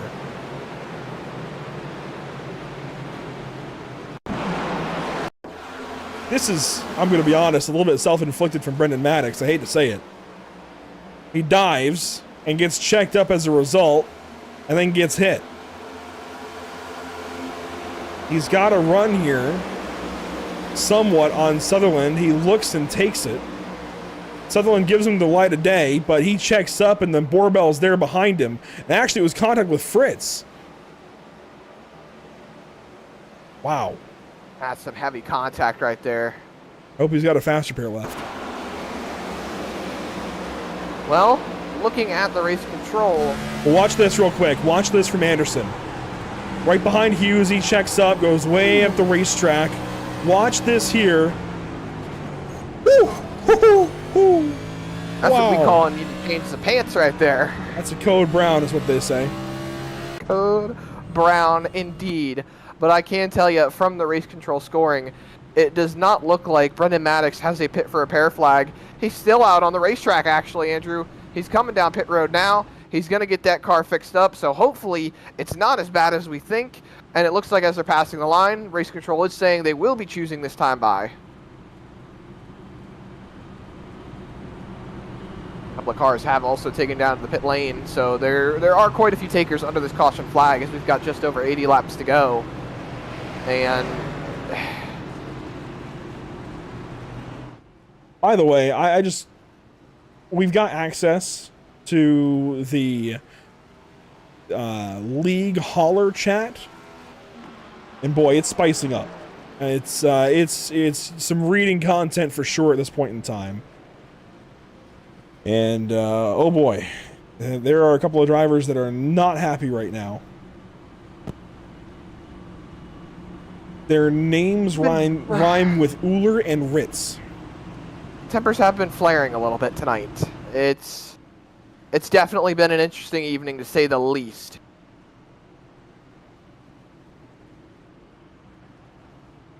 Well, out front, Matthew Catania leads. He, of course, was involved in that crash with Pooler that puts Pooler out of the race. It's then Wolsifer in second, Hausman in third, Buzzio, Patinko, Sutherland. Where do they all go? Mostly bottom. Patinko's going to be able to move up a little bit. Wolsifer will stay top. And Zach, let's recap where we're at in the series schedule this evening. Race number 7, we've gone through Atlanta, Phoenix, Dover, Kansas, Bristol, and Austria. Nashville tonight, Chicagoland next week. Then we go to your home track in Pocono Raceway. And it's Darlington, race number 10, just a few races away. Daytona's coming up on February 11th, right at Daytona time. Then IRP on February 18th. And how about Michigan to cap off the regular season? I can't wait to see how all of these races shape up and ship out for how it's all how it's all shaping out right now. It's going to be an interesting run going into the chase. How many guys are having problems tonight? But the lights are out, Andrew. The pace car is set to take that hard left turn, and we're getting ready to go back racing here. Here we go. Geico restart zone on the way. It'll be 80 laps to go here in stage number 3 and the rest of the race. 80 to go. Green flag back in the air at Nashville. What a restart from Houseman. Hello.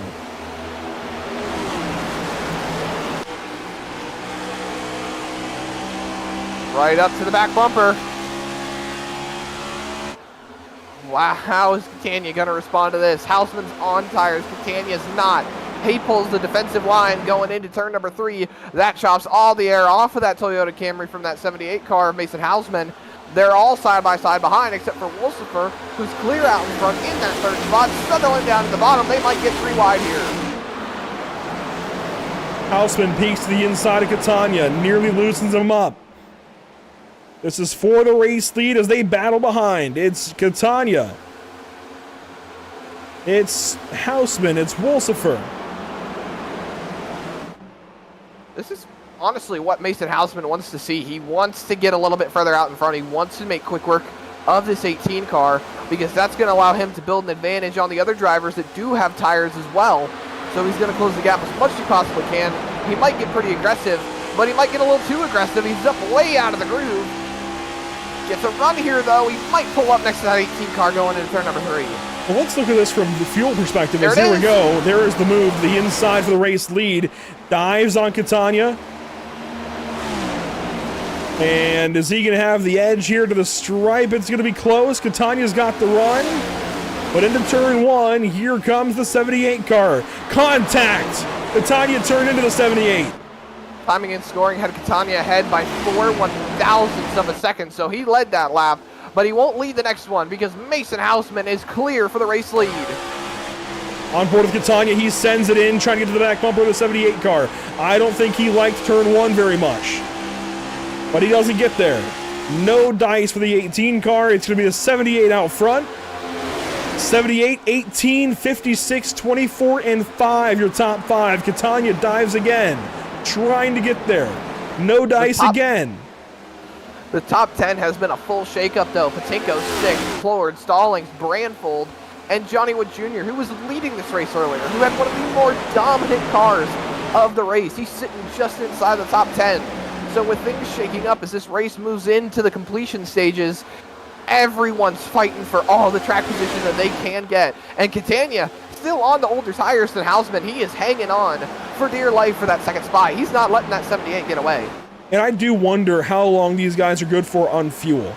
This is a much longer stage, 90 laps instead of 50.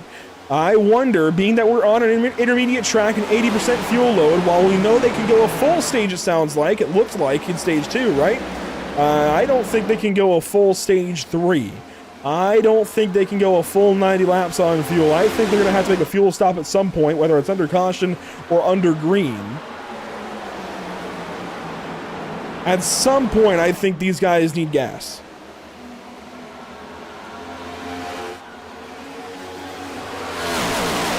File for the most part. Ooh, a couple of fights going on back there. You saw Zachary King poking out of line. And caution. Might have stemmed from that, honestly.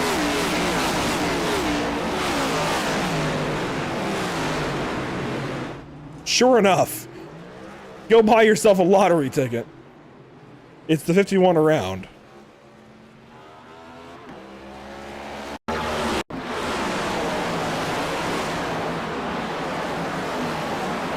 He was racing with Robert Moyer Jr. in the 16 car. They were side by side in 1 and 2. Zachary King up the racetrack there off of the second corner, and Moyer just came up and into the 51 car onto the back straightaway rather, and King did a great job of locking it down. There was not much he could do there. Thankfully, though, not a lot of damage to that race car. Looks like he'll be able to keep on rolling. You see Moyer on the inside. And again, this is a really good job from Zachary to lock the car down on the brakes and keep it from coming back up into the field and causing just a whole host of issues. He did hang off the wall a little bit to give Moyer some credit there.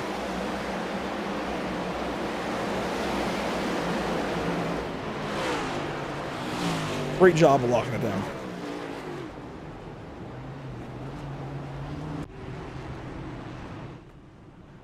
Out front, they stay out.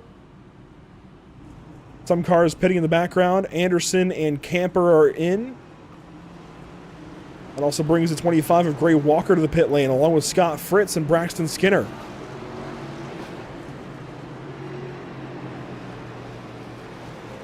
Wonder how this sets up the fuel run now, as we're going to be choosing this time.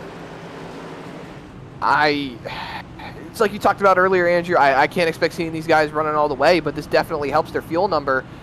And Mason Hausman, he's pulling down. Is he saving or is he pitting? I think he's just having a little bit of fun. I doubt he's going to pit. Yeah, not going to pit. He might be saving. It's a little fuel trick. It's applicable in real-world situations, and it's applicable on the iRacing sim. Looks like he's going to be choosing bottom as well. So the big thing that these guys can do is they can push the clutch in on these cars, or just pop the car in the neutral, or shut it off, whatever they think is going to be the best course of action. A lot of guys like to pop it up into fifth gear and then just pop it into neutral, just pop the clutch in to put the car in neutral and just save fuel. And if you're riding below that yellow line on the apron, you're cutting the shortest distance around the racetrack possible, which allows them to save as much fuel as humanly possible.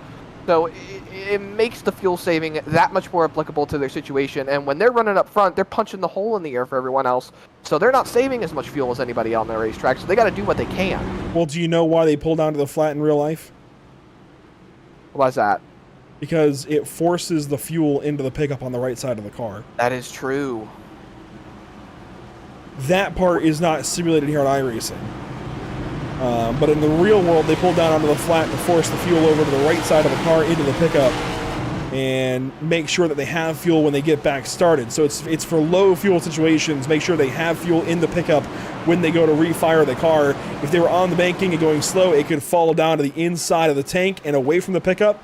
That way they make sure they have fuel over there on the right side to pick it up. Anyways, 70 laps to go when we go back green. We are back green here at Nashville Superspeedway and racing once again.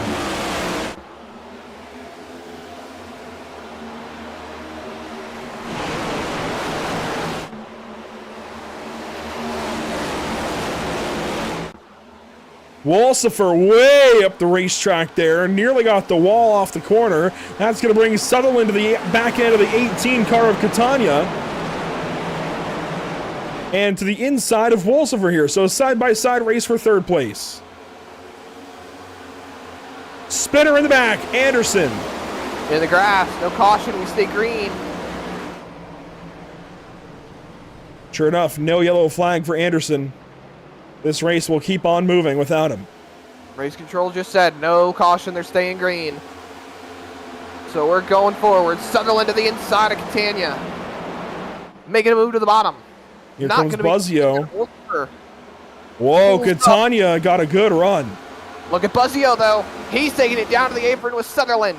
He's going on the inside of the 56. They're shoving each other around for that fourth spot. Now Sutherland on the inside of Catania once again, Contact. carrying the 18 up the racetrack. Lap 123 of 190. Walsifer in the top 5. Hasn't been here all night long. Has just been hanging on since the stage. Looks like him and Buzzio are having a bit of an issue right there. I think Buzzio might be getting a little irritated because there was a hole and Walsifer closed it very quickly. But all things just rolling in the right direction right now.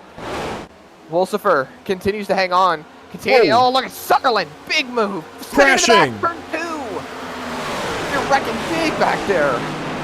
That's the 14 involved, the 87 of Jason Bottoms around. And it is Zachary Maddox turned around at a turn number 2, the 87 as well.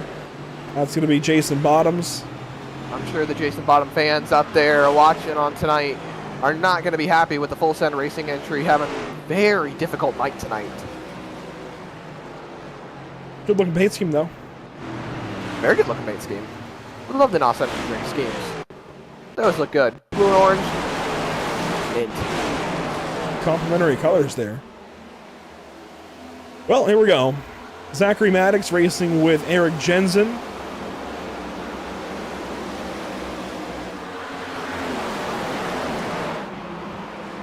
And what happens here?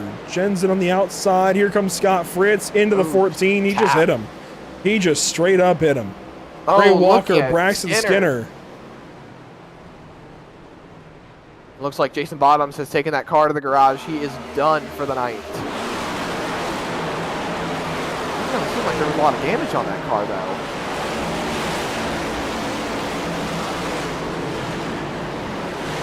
Goes around. There's a 2 in the wall, and then I wonder if it's skewed from the contact. On board with Jason Bottoms. Watch for the right rear contact. So watch the black and blue 25 car. Top of the racetrack now, comes down. Boom, hits him. I'd imagine this bends the right rear of the race car, and he must have already used a fast repair. Gets it back rolling. That or he was just frustrated. He's relatively straight on the wheel. I mean, well.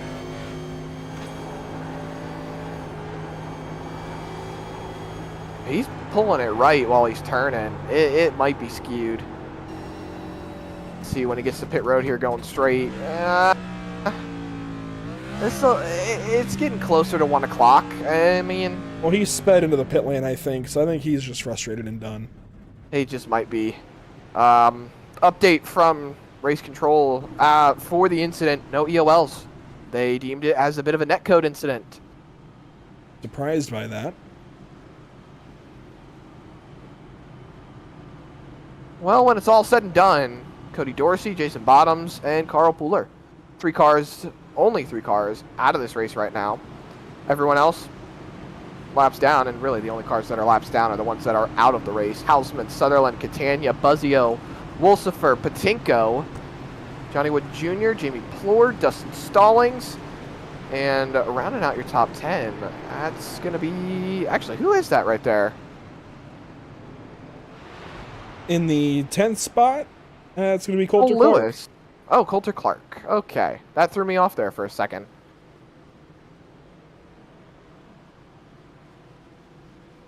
Well, Andrew, just over 60 laps to go. How you thinking fuel is looking now? Oh, they don't pay me to think about fuel. That's outside of my range. You're not going to find me trying to theorize fuel here, especially not after Joey Logano went to victory lane on who knows how much extra fuel. I don't know how that... I don't know. But here's a quick look at upcoming broadcasts. Once again, here at Pit Stop TV. Tomorrow night, we're at Darlington. Thursday, we're at Slinger. Next week, we're at Chicagoland. Make sure to tune in for all these upcoming broadcasts on Pit Stop TV on all of our platforms, Facebook, YouTube, Twitch. Green flag back in the air. 63 to go at Nashville.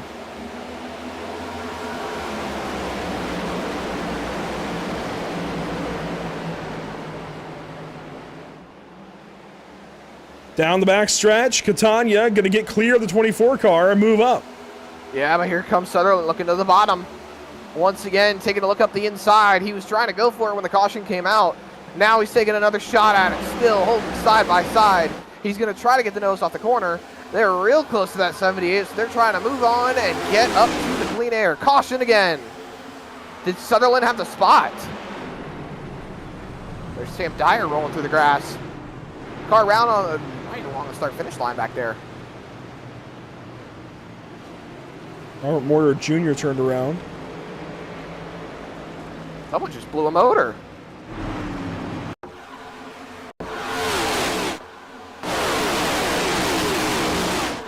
This is deep in the field here, it looks like. Zachary King and Jared Hughes, oh my. They made contact all the way into turn 3. King's still loose. Off the corner, got loose again. Boom, outside wall, and he crushed it. Oh my. Wow. King that blew the motor then.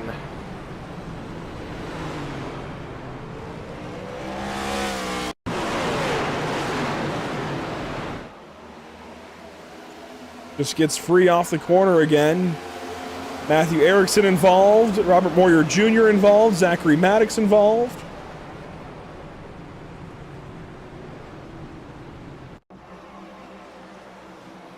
We got to go back and see what actually happened right here.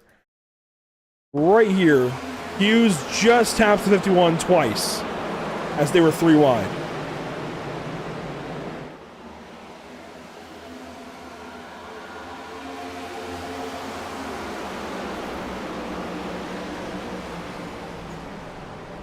See Moyer go for a slide. Zachary Maddox on the outside wall. Let's watch this from Maddox's perspective.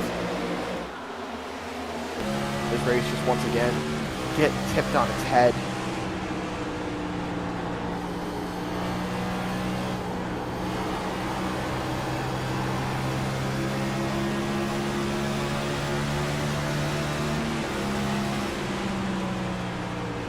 Maddox going into the corner. There you see the contact up in front between Jared Hughes and Zach King. There's the spin into the wall and boom. That has got to be one of the scariest things as a race car driver. And I've been in that experience myself where you're just minding your own business and all of a sudden you're going around. I mean, it's such a quick change of pace. It's instantaneous and you have to react to that and either save the car to the best of your ability or just hold on for dear life.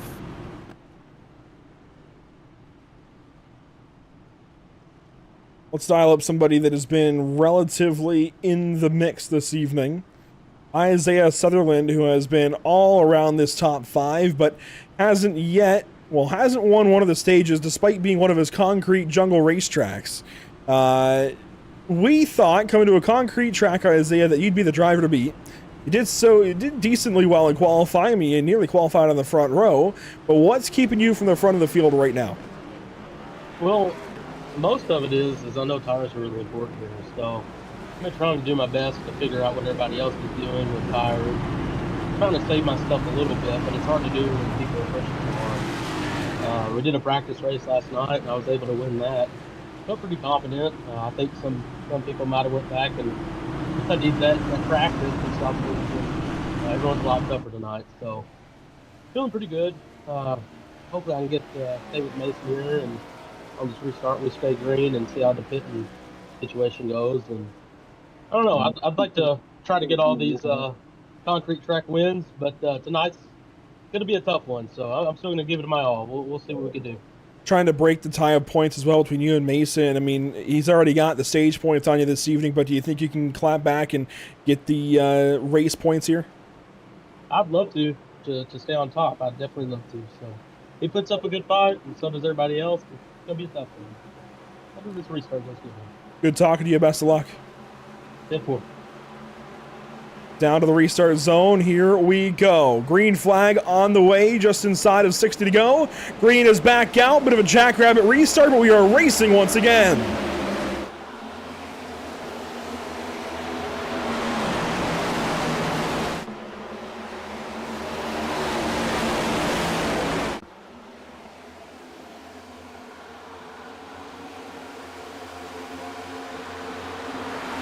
And Sutherland is on the 78 like glue.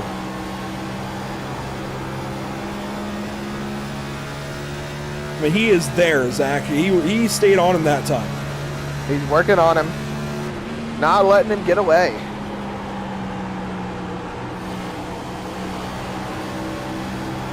The sun is starting to fade behind the clouds. It's starting to get a little cloudy around here, which means it might cool down. It might get a little bit more dripped up. You won't know until you really get further on in the race. I say that, and the sun starts coming back out again. But Sutherland on that back bumper, he rolls right up on that 78 car. He's going to dive to the inside Big here move. on the front stretch. He's not going to Big get flop. there. The door gets shut. Buzzio, Catania, they fight right behind, but Sutherland goes fastest at 29.655 as Buzzio gets carried up the racetrack by Catania. Johnny Wood Jr. back in the top 5. Everything's changing around. Not too much you can do except roll with the punches. as they say, side by side across the line. Catania's doing a great job. Here we go.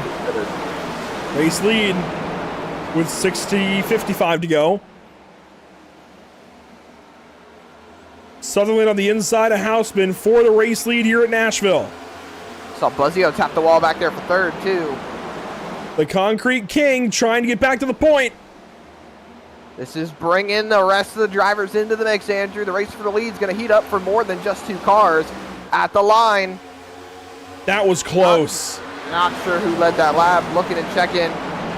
Sutherland was behind Hausman by 3/1000ths of a second at the line.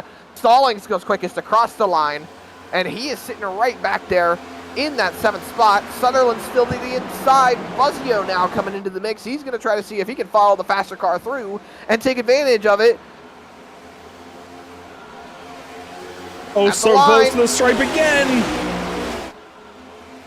Separated by 8/1000ths of a second. Still Hausman. Stallings still quickest. Buzzio pulling up, gonna bring the 75 and the 18 along with. Down the backstretch, you see there's a big separation in the field. You got everybody out front and the pack in the back. Backpack, if you will. Coming up on 52 to go. That's the stripe right there.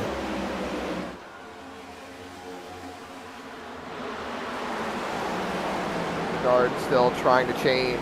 5/1000ths separated them at the line. That time by. Still Hausman out in front. These two are the top 2 in the championship. Big block by Hausman going into 3. Oh, Isaiah's a better man than me. I'll tell you what, Zach, if I got chopped like that, I would have sent him to next year. I'm not going to lie. Firewall deep into turn number 3 is what you would have done. No, but not quite. I wouldn't have Matt Kensington, but I tell you what, I would have sent him. That was late. That was really late. I think once he saw that he was clear, he just said, I'm just taking it. All things. Oh my gosh. Oh man. 50 to go, this time by. Hausman's got the fan club out in force for him in the YouTube chat, I'll tell you that.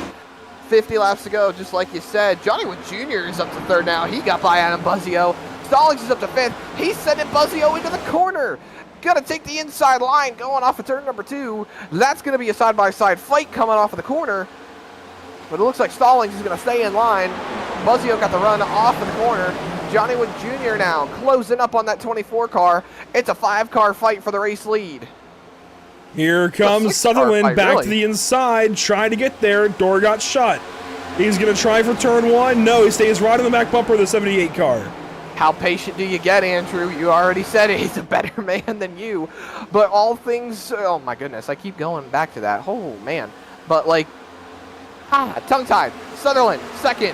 How patient does he get? I think you have to stay patient. I mean, I know I said I would have shipped him, but there are 50 laps left in this race still. Or I guess 48 now. Still a long ways left to go. But you know what? That's just what you get from Mason Houseman. He has just been that way all season long. He's aggressive. He's decisive. If he's clear, he's going to show you 100% that he's clear, and he's going to take that spot. He's going to take that line. We saw him be aggressive at the Red Bull Ring last week. Talk about taking spots. Catania's moving past Adam Buzzio, or at least trying to. They're side by side for the 4th spot back there with Wolsifer looking on. There you see more fighting back there. That's Maddox and Patinko. They're fighting for the 9th spot. Looks like Patinko's going to let him go.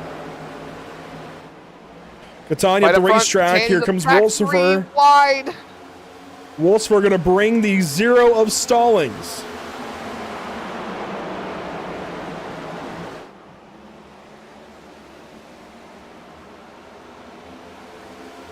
And you might notice as we hit 46 laps to go that some of the longer throws here, longer distances between car and camera are starting to look a little bit gray. And why is that? Well, here, I'll talk about it in a second. Here we go for the race lead. Sutherland just got there, had the nose ahead for a second, falls back now to the door number, and is going to dive into turn 3, a little bit of contact. He went full send into that corner right there. He's going to hit him again. He's not giving up. He's just slamming him now. door banging off the corner. Back to the start-finish line they go. Down to the apron again. Sutherland trying to take it away at the line. Nearly some more contact. 7/1000ths of a second separating them. Look at how close they are. Oh man, this is getting good. And Johnny Wood Jr. now back into the mix. A little bit of a slip right there, a slide back up. Sutherland does not care anymore. He wants this lead. He wants to take it away. Back across the start-finish line they go. The separation at the line, 47/100ths of a second, or 47/1000ths of a second. Sutherland and Hausman, now they're back clear of each other. Single file down the back straightaway they go. It's a bit more of a clear cut and dry lead for Hausman, but how long does it last? I don't think Sutherland is trying to hit him. I don't think he was, but I got into him a couple of times anyway. As you notice there, the camera looks a little more gray. Looks like it's a little more washed out. I'm going to show you why here in a second. If we go to the scenic shots, look at the sky in the background. It's getting murkier almost. There is humidity moving into the area in the sim. That's what that is.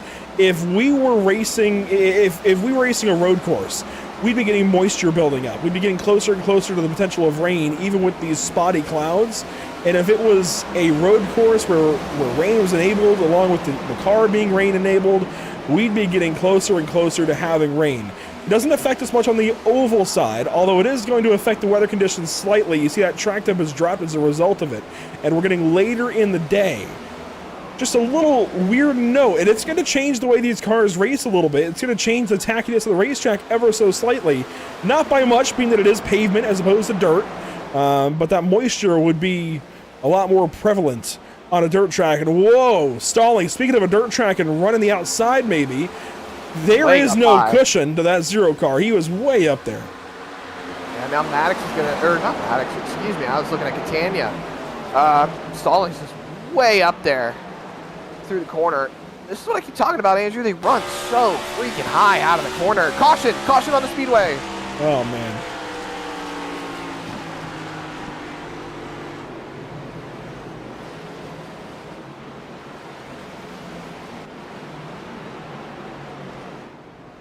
One car stopped there. There's a wall back there. That is Zachary Maddox. Not again. He has had a rough night. This is, I think, the fourth caution he's been in. Tore up on the right side of that race car. He's got to be punching air right now. Rolling on by the pace car. Go and take a look at this back here. Oh, Richard Smith. Oh, man. They were just side by side. I don't think Smith did anything wrong there. I think Smith was about as high as he could be. Let's watch it here. Maddox has a move on him.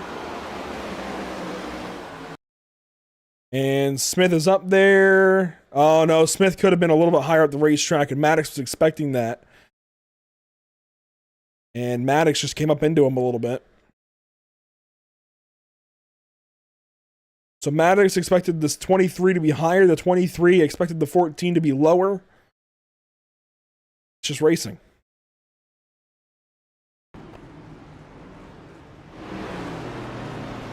On pit road we go. Pit stops for everybody. Hausman, Sutherland, Stallings. Everybody in for service. We'll see who wins the race off pit lane. It's going to be Mason Hausman. Easy. Sutherland, Johnny Wood Jr. Stallings comes out fourth.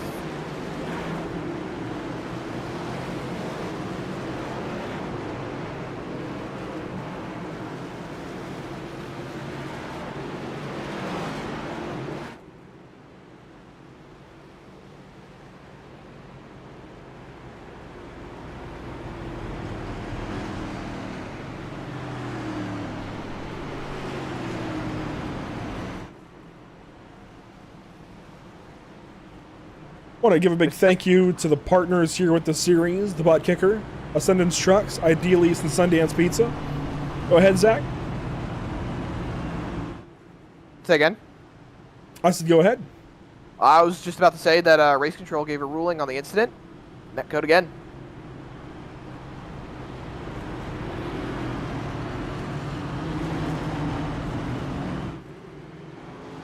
Drivers will make their choose there. I guess technically it's make their choice. They'll make their choice for the choose. Well, hey, somebody's up front that we haven't seen much of this evening. Dakota Camper. He's going to line up 7th. Good to see the 3-car getting into things. He has had a slightly rough night. As low as 32nd spot of 33 cars, so good to see him up here. Just imagine he pulls off this win. Yeah, starting 32nd, winning this race, that'd be insane.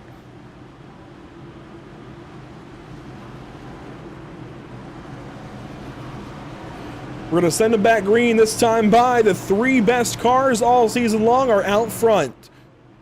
Mason Houseman, Johnny Wood Jr., Isaiah Sutherland, followed up by Dustin Stallings, Adam Buzzio, Richard Wolsifer, Dakota Camper, Matthew Catania, Brendan Maddox, and Zachary Brandvold. Restart zone coming up. Green flag on the way. Inside of 40 to go. We are back green at Nashville.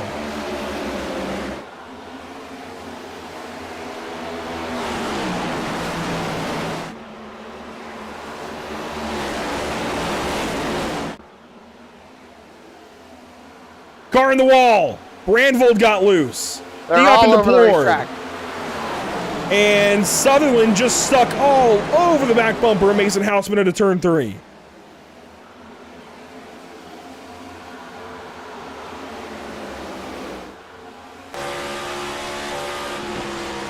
Sutherland to the bottom. Looking for it again. Johnny Wood Jr. looking to follow on through. One car in the wall, Caution another on the car racetrack. spinning. You can just see it from that camera way in the background.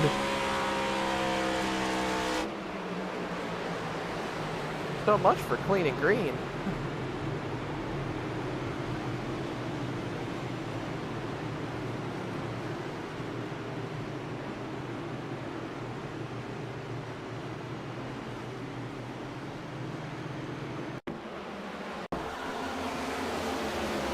Josh Anderson with some heavy damage.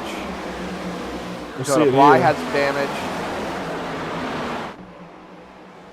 Oh, Cole Younger Oh, just Cole- got loose and went straight up the racetrack. I don't think that's loose. That was just straight up the racetrack. Well, I think he got loose and overcorrected and it snapped. Let's see, on board.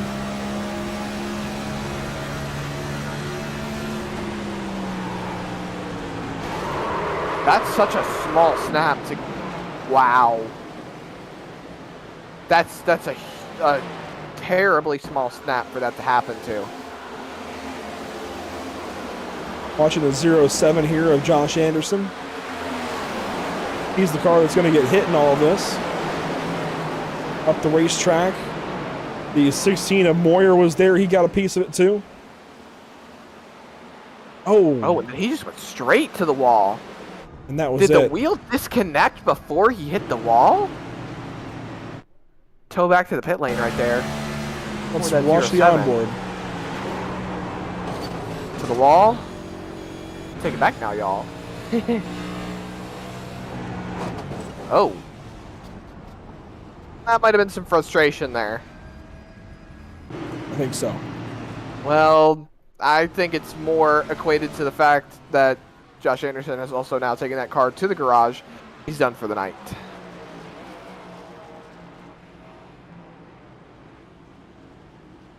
Well,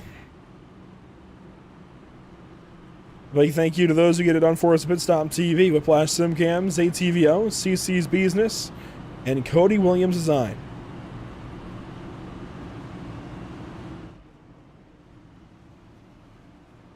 I think you are the only one that's noticing how all these cameras are getting grayed out. I'm listening to driver chatter over the radios, and everyone, the talk of the town is the fog that's moving in. Getting foggy out there. 14 cautions for 42 laps this evening and counting. 9 lead changes on the racetrack. And that was the choose there.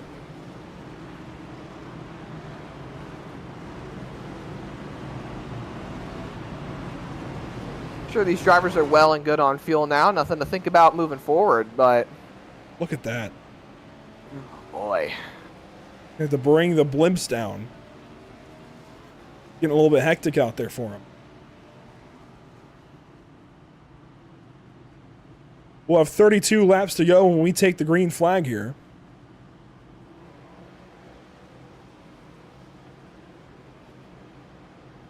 With 32 left, that's still most of a run.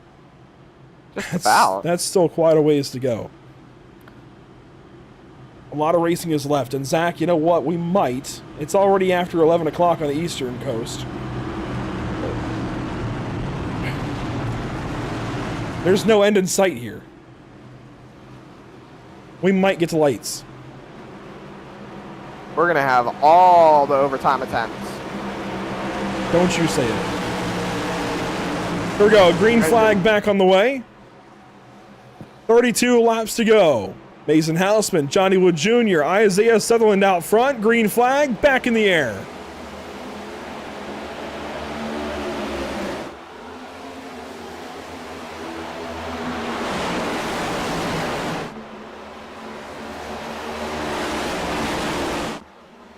One car way up the racetrack. That's Matthew Erickson. Eric Jensen nearly gets into him. But side by side for third, Stallings dives to the inside of Johnny Wood Jr. These guys are not giving up. Oh, contact back there. Wolsifer into the wall. Tanya moving through. Buzzio coming up. Everything's moving around as we've got 31 laps to go. Johnny Wood Jr. still hanging tough on that outside line. Doesn't go to the wall. But he is well up there. On board with Dustin Stallings. He has been fire all night long. I mean that in the best of ways. He has been so good, this Zero car is. He is knocking on the door of another race win. Hasn't got one yet this season. Would love to do it here at Nashville. Well, I'd be the one who'd love to see it. I'd love to see the end of this race, to be perfectly honest, Andrew. We've been dragging these cautions out, but these guys are finally starting to they're getting into a groove. They're getting into a groove that... Don't you say that, Catania around the 18 car. Sliding, no caution. We stay green. I think I'm going to be quiet now. Oh, boy. And for the race lead, Sutherland to the inside of Houseman. Hanging on that quarter panel. Into turn 3. Sutherland has the nose. The outside line still keeps the hold of an advantage. Oh, to the wall. Contact for the 78. Houseman just got the wall that time. Just kissed it. Sutherland going to dive ahead. He's got the nose ahead through turn 1. Trying to keep it there through turn 2 and down the backstretch. 16 one-thousandths of a second separated at the line. They're making contact down the back straightaway. Sutherland sending it in. Can he get clear? He can't. He has to roll out of the throttle. Here comes Houseman up on the top. He hits the wall again. Finally, Isaiah Sutherland is going to lead a lap. Watch it go from 0 laps led to 1 laps led. Wow. He finally gets out front for the first time all night long. Separated at the line by 29 one-thousandths of a second. Houseman still fighting back on the top. Johnny Wood Jr. is trying to hold off Dustin Stallings behind them. Buzzio trying to come into the mix as well. The more these two fight out in front, the more it drags these cars up to them. They might start burning up their tires, and it might open the door for these guys behind. But at the line, coming back to it, it was only 1 lap, but at least he led it. Houseman's going to lead the lap at the line by 36 one-thousandths of a second. Big dive from Sutherland. He's going to try and clear. Yes, slide job works. He gets ahead of the 78 car. That's going to be 26 laps to go at the stripe. Johnny Wood Jr. going to have a move to the inside of Mason Houseman. They're side by side for second. The 24 going to drive away. Through all the chaos and all the fights for the lead, it's worth mentioning Brendan Maddox has dropped out of the race. He had a connection issue. He's done for the event. He's a few laps down when all things are said and done. Whoa, big block. Houseman. Oh, you look to the inside. Sutherland through it. He's sliding up in the corner. Open the door. Here comes the 75. Big block out of Isaiah Sutherland that time into turn number 1. Houseman didn't like it very much, I don't think. He stuck his nose to the back end of that 24 car, and they had a little moment down in the first corner. Now Johnny Wood Jr. looks on, and I wonder how much he really wants to get involved in this too, in these two. The sun's a dot in the sky as all of these cars on the racetrack are just fighting to get to the end. Sutherland still leads. Houseman, Johnny Wood Jr., Dustin Stallings, Adam Buzzio, that's your top 5. Coulter Clark, Dakota Camper, Richard Wolsifer, Stephen Borbell, and Scott Fritz, your top 10. The top 4 are back close together again. Andrew, the 24, the 78, the 75, and the 0. Rolling through. Stallings pulling the trick we saw him use early on. That's going to let him cut to the inside of Johnny Wood Jr. for the 3rd spot. They're going to be side by side at the line. Give it to Stallings into turn number 1. Stallings takes 3rd away and moves up. He's now behind his teammate, Mason Houseman, on board with Johnny Wood Jr. Coming up on 20 laps to go. It'll be 22 this time by.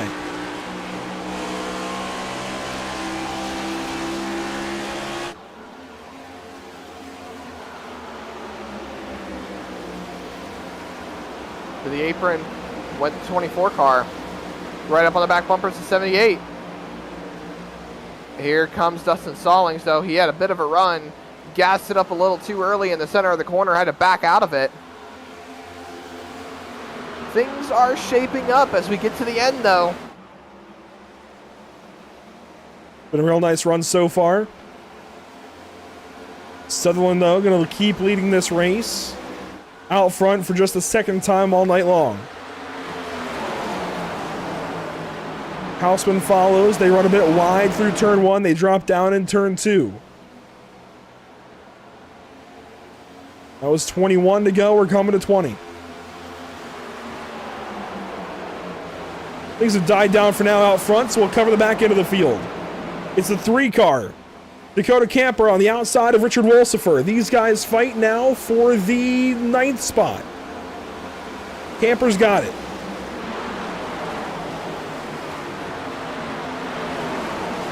Right behind them, Gray Walker, Braxton Skinner, they fight. Those are teammates. Walker's going to have the position for 11th. Skinner falls into 12th. Jared Hughes moves ahead of Richard Smith. Richard Smith runs in 14th. A season day for him. This is a big day for the 23 car. He started dead last, 33rd spot. Has moved up through this field as high as 12th. Things you love to see for Richard Smith. Selby and Patinko run side by side. That's for 15th. I'm just watching all over this racetrack right now. But the closest fight on the racetrack, you're looking at it. Sutherland and Houseman. They're coming up on lap cars now. We're less than 20 to go. See who that's going to be. That's going to be a lapped Brendan Maddox. Be able to rejoin the racetrack. He is currently sitting about 8 laps down at the moment. First car 1 lap down is Dakota Bly and Cole Lewis, so he's not really exactly in the mix for the free pass position here. So there should be no issue with him letting those cars go and getting back in his groove on the racetrack. Brendan running a special paint scheme this evening, a nod to Daniel Gonzalez, that friend that so many of these drivers lost today. To the hashtag Racing for Gonzo on the side. The other car done up. The other car done up specially is going to be the 0 of Dustin Stallings. This Red Bull Racing lookalike with the hashtag Racing for Gonzo on the side, in honor of Daniel Gonzalez on the hood.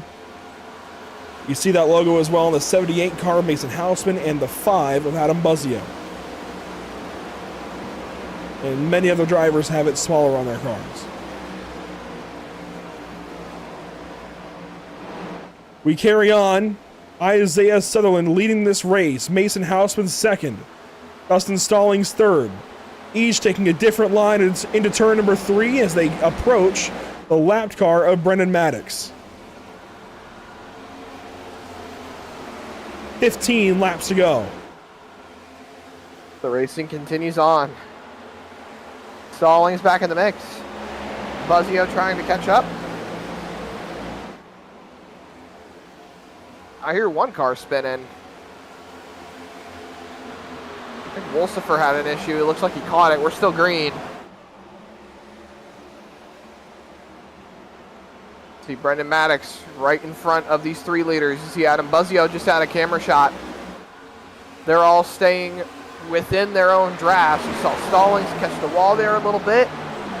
The dirty air is going to start to affect Sutherland as Brendan Maddox is right in front of him. How well can he defend with that 78 car hounding him?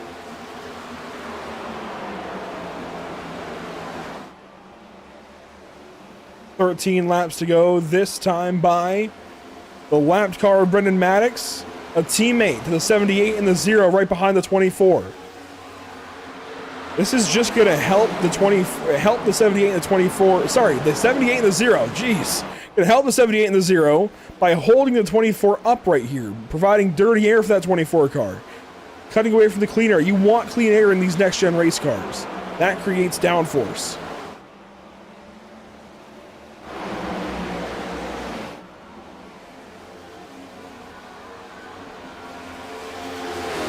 Downforce. Laps to go, that time by. Downforce ever important. As Stallings takes a look to the outside. On that back bumper, he's got to run, roll on that top, but he can't exactly go anywhere. He might take a look here, though. Into 3. Oh, he got Houseman. I don't think he meant to do that. Here he goes. Gets to the inside of Mason Houseman and is going to race for second place. He's got it. I said it earlier, I'll say it again. Dustin Stallings has got a lot on his mind, a lot he's racing for, and you can tell the way he's driving that 0 car. I don't think he's going to stop at anything to get this race win away from Isaiah Sutherland. 10 laps to go, this time by. Here we go.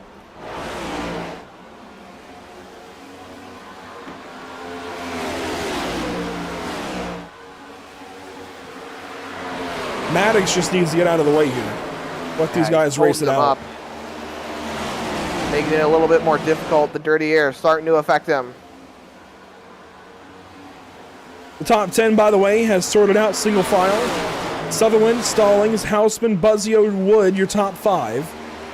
Then Clark, Borbell, Fritz, Camper, and Walker. And there it is, the yellow flag. Going to change this race. Ruh-roh, Raggy.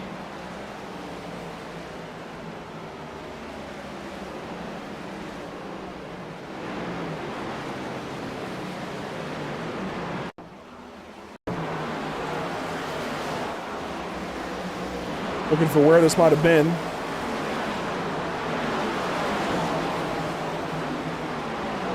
See Selby go up the racetrack there. I don't think that was it.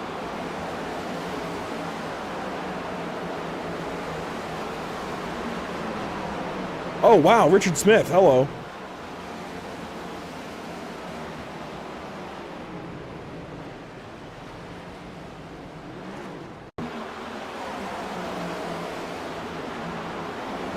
Evan Patinko on the inside of the 23 just kind of turns him.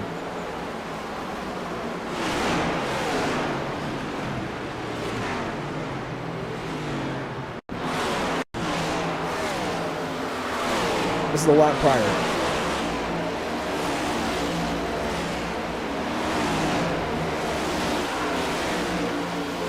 Racing there with Wolsifer as well in the 56 car. Wolsifer has dropped down to 14th spot.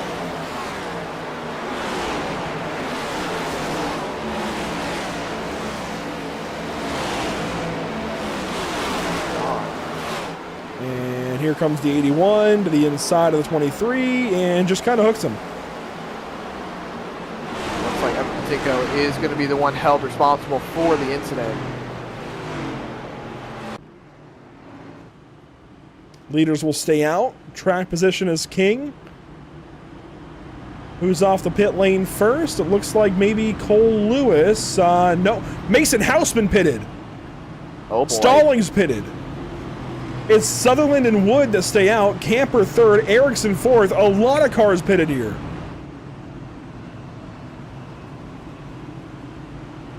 Looks like apparently Adam Buzzio is having a mechanical issue as well.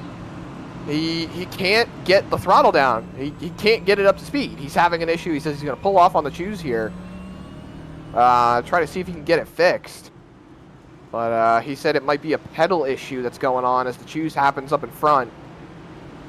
I don't know if I can agree with the call with pitting, though. We saw it start to work out for Jared Hughes earlier in this race. Late in the stage. Buzzio comes to a stop on the front straightaway. He gets back rolling. Where are they going to line up? Houseman's going to line up down in about ninth spot. This is going to be dicey. The 5 car is off the racing service. I'm keeping an eye on him right now. Doesn't look like we're going to get a delayed green here. But he is stopped on the apron in turn 1. This shouldn't affect the green flag here, but there you see the 5 car stopped on the apron in turn 1. Adam Buzzio was up inside the top 5 as this race is going on. Race control keeping an eye on the situation, but the leaders are coming through 3 and 4. There he goes. He's got it refired. He's rolling, but for how long? Here we go. Green flag on the way. 6 laps to go. Sutherland, Camper, Wood, Erickson, and Porge, top 5. 6 laps to go. Green flag back in the air. This could be a career day for some. It could be another win for Sutherland. Let's see.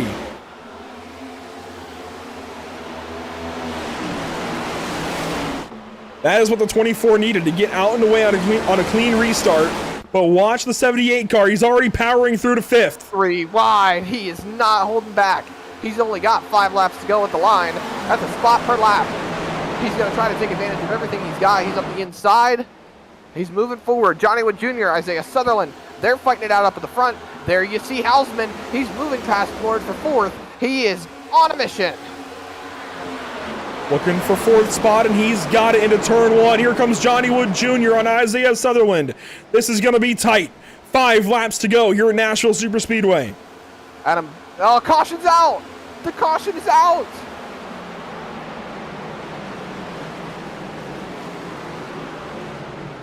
Trying to find who was involved. Looks like it might have been Richard Smith again. This saves Adam Buzzio. Well, actually it doesn't. Smith had a problem out of turn 4. Is that right front towed out? It is. Braxton Skinner apparently has wheel damage as well. Oh, he just couldn't get it rolling into the corner. Smacks the wall. And then something happened to Braxton Skinner apparently, because he's got wheel damage.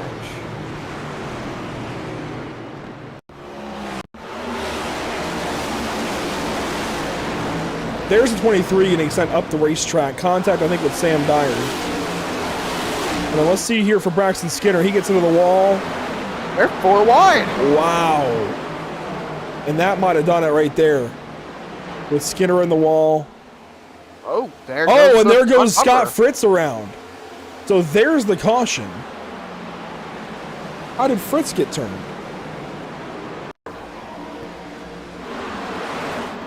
Four wide with Walker, Fritz, King, and Skinner. Who's clear of the initial incident. Oh, Selby He and checked up. They made contact. He had to check up for Selby and Hughes. Yeah. This is going to push us down to at least a green-white checkered. Surprisingly, Braxton Skinner with a black flag. Not for the incident, but something. Might have been speeding on pit road, anything had to do with that. I'm not seeing anything from race control about the incident in its entirety, so I'm assuming that it's a speeding penalty or a pit road penalty, but black flag nonetheless. But look at that. Mason Hausman, he's up to 4th. And now he's going to have a restart where he's bunched up. And depending on how the choose goes, he could settle himself on the front row. I mean, all things considered, there you see Adam Buzzio sitting there on the pit entry trying to get his situation handled. This should be the choose here. We'll get the 1 to green signal. And we're going to go into extra laps. We'll talk about that in a second. Sutherland, Wood, low. Camper, Houseman, high. Stallings and Plord split. Are you ready, Zach? Say again. Are you ready? Ready for what? The overtime Oh, boy. rules graphic. 2 laps. That's how an overtime restart happens. A green lap, a white lap, then checkers. If the green lap is completed, the race is official. If the green lap is not completed, we restart again. After all attempts are used, a caution can end the race. So, this is attempt number 1. If we get a caution on the green lap, we re-rack and restack. If we get to the white flag at any point in time, the race is official. Let's see what happens. We'll leave this graphic up so you can go back to the overtime rules at any point in time. But this is going to be an overtime restart. Here we go. Oh, get up off your seat, ladies and gentlemen, because it's about to get real. 2 laps to settle it. An overtime restart, the first of 3 potential overtime restarts here at Nashville Superspeedway.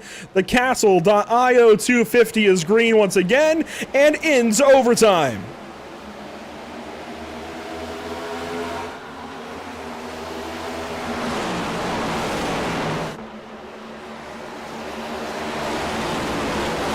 Mason Houseman up the racetrack trying to get by the 3 car. He's got by the 3 car. Everyone's spreading out behind. Stallings on tires on the outside here. It's going to be the white flag this time by. White flag is out. 1 more lap to go. Brought to you by Whiplash Sim Cams. No caution. We stay green. They're spinning in the back down the front straightaway. That was cool. Oh, there we go. Sutherland gets turned. Big crash in turn 2. There goes the 24 car. Who's out front? It's the 0. Junior's up there. He gets moved out. Stallings is up in front. Here comes Hausman. Dustin Stallings is going to win this race in honor of Daniel Gonzalez. Checkered flag for car 0. I told you, he wanted it. He wanted it more than anybody. And he got it this evening. But how did he get it? What did we just see? Zach, truly, I don't know. The whole thing got shaken up. I mean, Hausman second, Camper third, Johnny Wood Jr. rounds out 4th, Borbell's 5th, and don't even get me started on the top 10.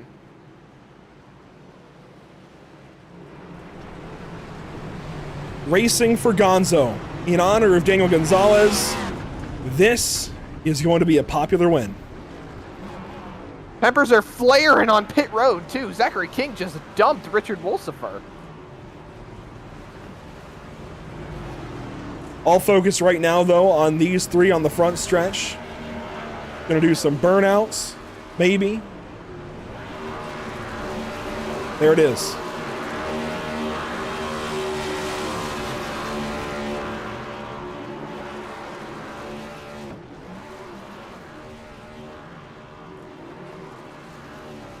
A job well done for car number 0. What a way to win a race. And the Concrete King can't get them all.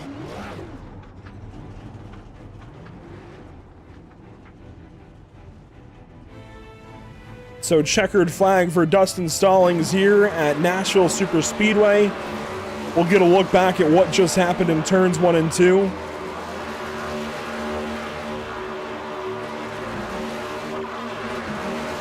That's so cool.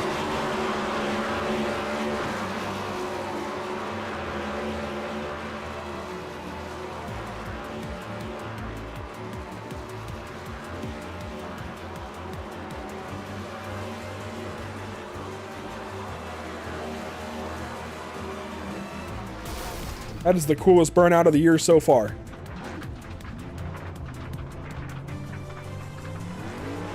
I am And still... Stallings has got more left in him.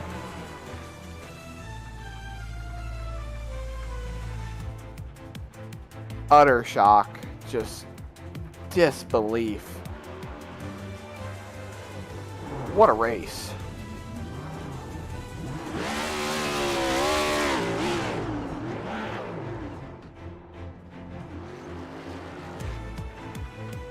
Let's take a look back as Dustin Stallings continues to celebrate.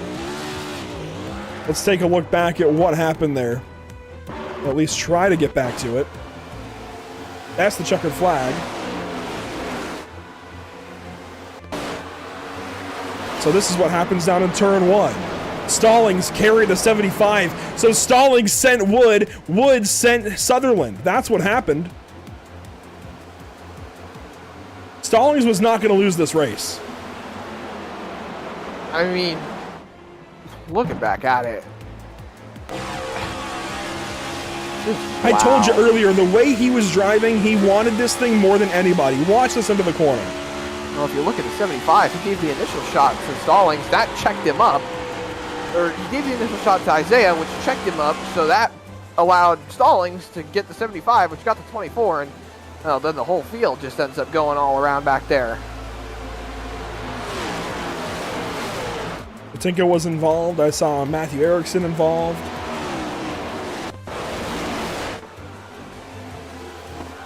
Erickson had a really good day going all of a sudden. He was inside the top 10.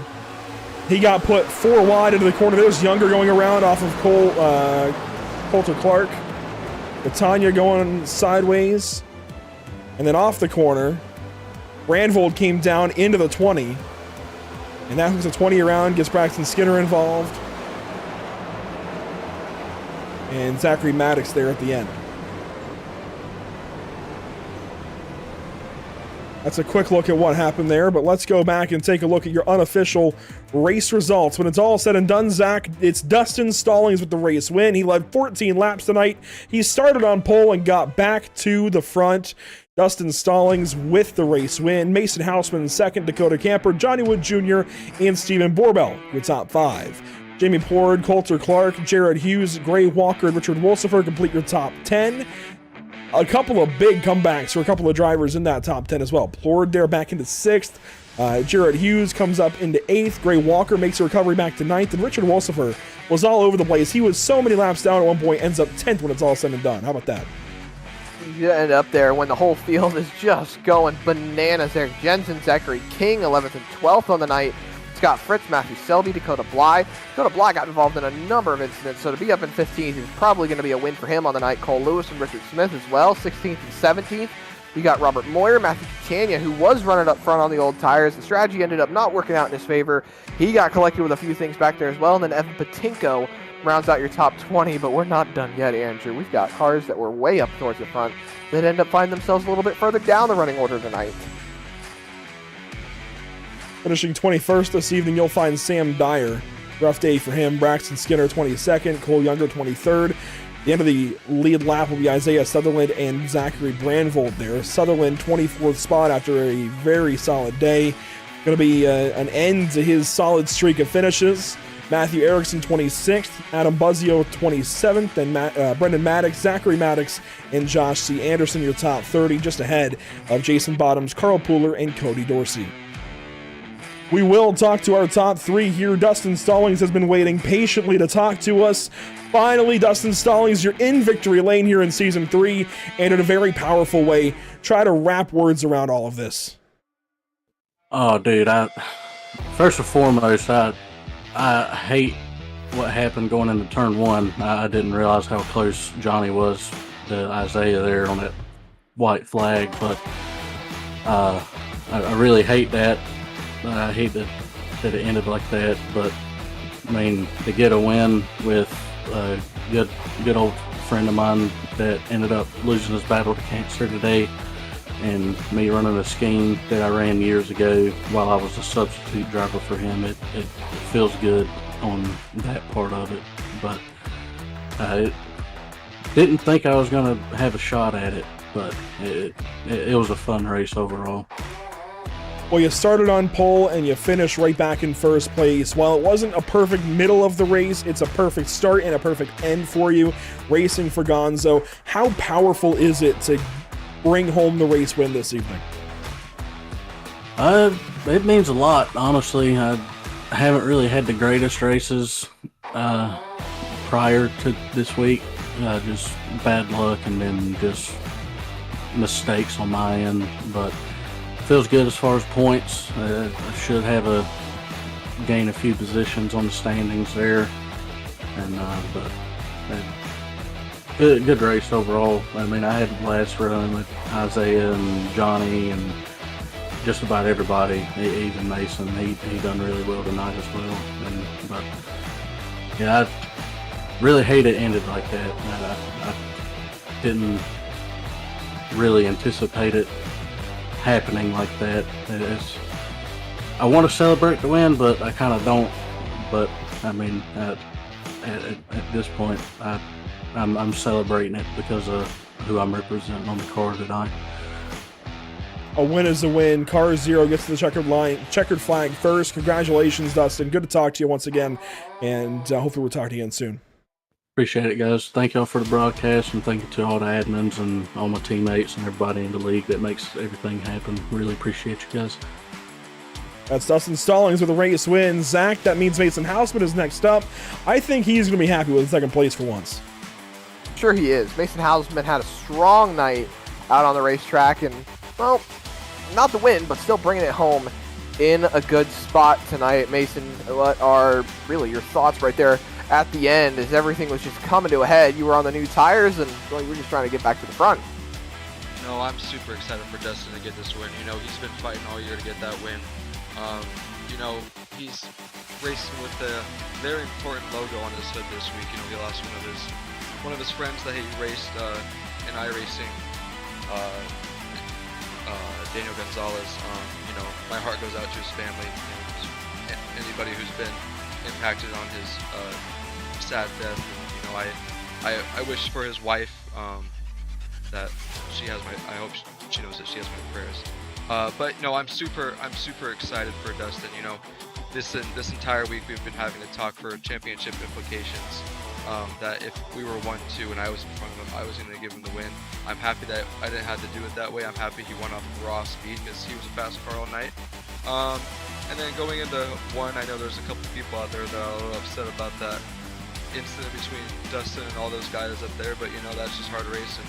You know, you got to do to get the win in this league because everybody in that top 4 there, even on back, could have gotten that win today. And you know, you got to race hard in order to get those wins.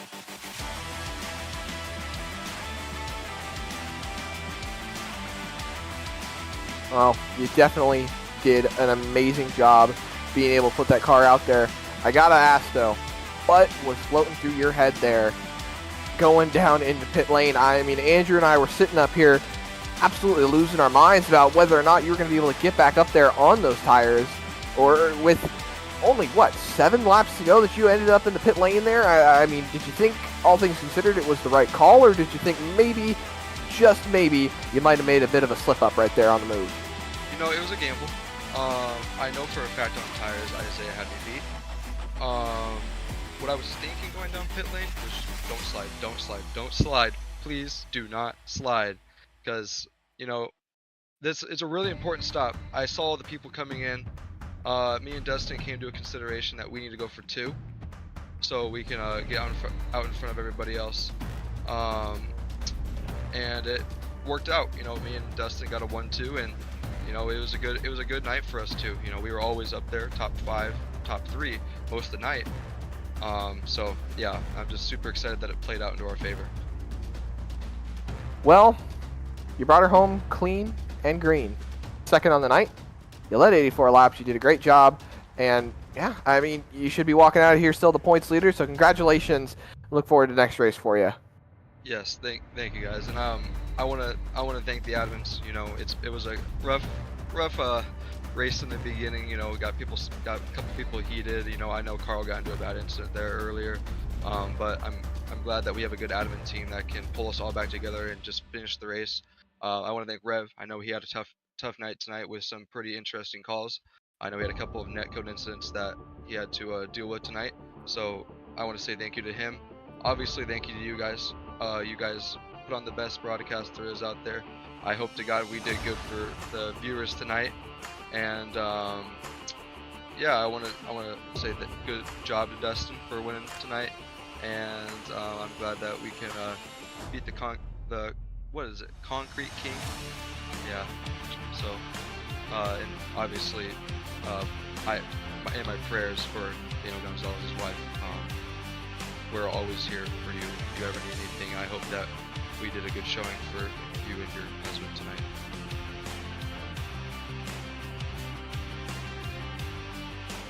Well, glad to hear, and I can say that I absolutely stand with you guys with everything you did tonight. I admire what you guys have done to show your support, and again, congratulations. Yes, thank you. And that was Mason Hausman, your second place finisher, and you gotta say, Andrew, he seems pretty content, and I would be too. For sure. We'll walk down and grab Dakota Camper, who finishes third place this evening. I think maybe a surprise third place. At one point, we talked about you going from 32nd to the front and the possibility of winning. The opportunity was almost there for you. What happened on that last restart, Dakota? I just had older tires. Those guys come in with the 5-10 to go or something, and I had taken pit strategy and only taken 2 earlier, and I probably had 60 lap old lefts. And I was just trying to hold on to get the best that I could, but ended up third because there was wrecking in front of us, and glad we avoided it. But it's an unfortunate prize there. And where does this take you going into Chicago next week? A very different racetrack. It has a couple of similarities. It is an intermediate again, but so different there at Chicagoland Speedway. Where do you take it from here? Yeah, the intermediates are definitely my bread and butter. That's just where I run the fastest and run the best. I was very happy to have run the practice race yesterday because I came down to my sim rig tonight and my internet was not working. I changed routers and everything to try and get my internet working. I didn't get to practice or anything, and but I was able to get on there. But yeah, the intermediates are definitely what I do the best. Some of these other tracks I kind of struggle on, but this stretch hopefully will get me pretty solidified in the playoffs. Well, it's good to talk to you for the first time in a while, Dakota. Congratulations on the third place, and hopefully we're talking to you again sooner, maybe a couple of spots higher. Yeah, absolutely. Hopefully we can park it in victory lane soon. That's number 3, Dakota Camper, this evening, finishing in position number 3. And good to talk to Dakota. It's been a little bit. But Zach, that'll do it for us this evening from Nashville Super Speedway. Next up for us, we go to Darlington Raceway tomorrow night for the SimRap Market Series. Make sure to tune in and catch it. Then on Thursday, it's out to Slinger Speedway in Wisconsin for the Sarah Super Series on January 16th. And next week, we go Chicagoland Racing. It'll be the BRB Racing League BRB a Buttkicker Cup Series from Chicagoland Speedway next Tuesday, January 21st, as we kick off a new week of racing then. But Zach, that's it for us this evening. All these places down below where you can catch Pit Stop TV. At pitstoptv.com, facebook.com/pitstoptv, instagram.com/pit_stop_TV, twitch.tv/pitstoptv, youtube.com/pitstoptv1, and x.com/pitstoptv_. It's been a night, man. It's been one heck of a night of racing here at Nashville, and it never seems to disappoint. It certainly didn't disappoint this evening. Congratulations to Dustin Stallings, Mason Hausman, and Dakota Camper on the top 3 this evening. Hate to see it for Isaiah Sutherland, but that's the way racing goes sometimes. We'll catch you all next time here at Pit Stop TV from Darlington Raceway tomorrow night. Do not miss it. We'll see you there.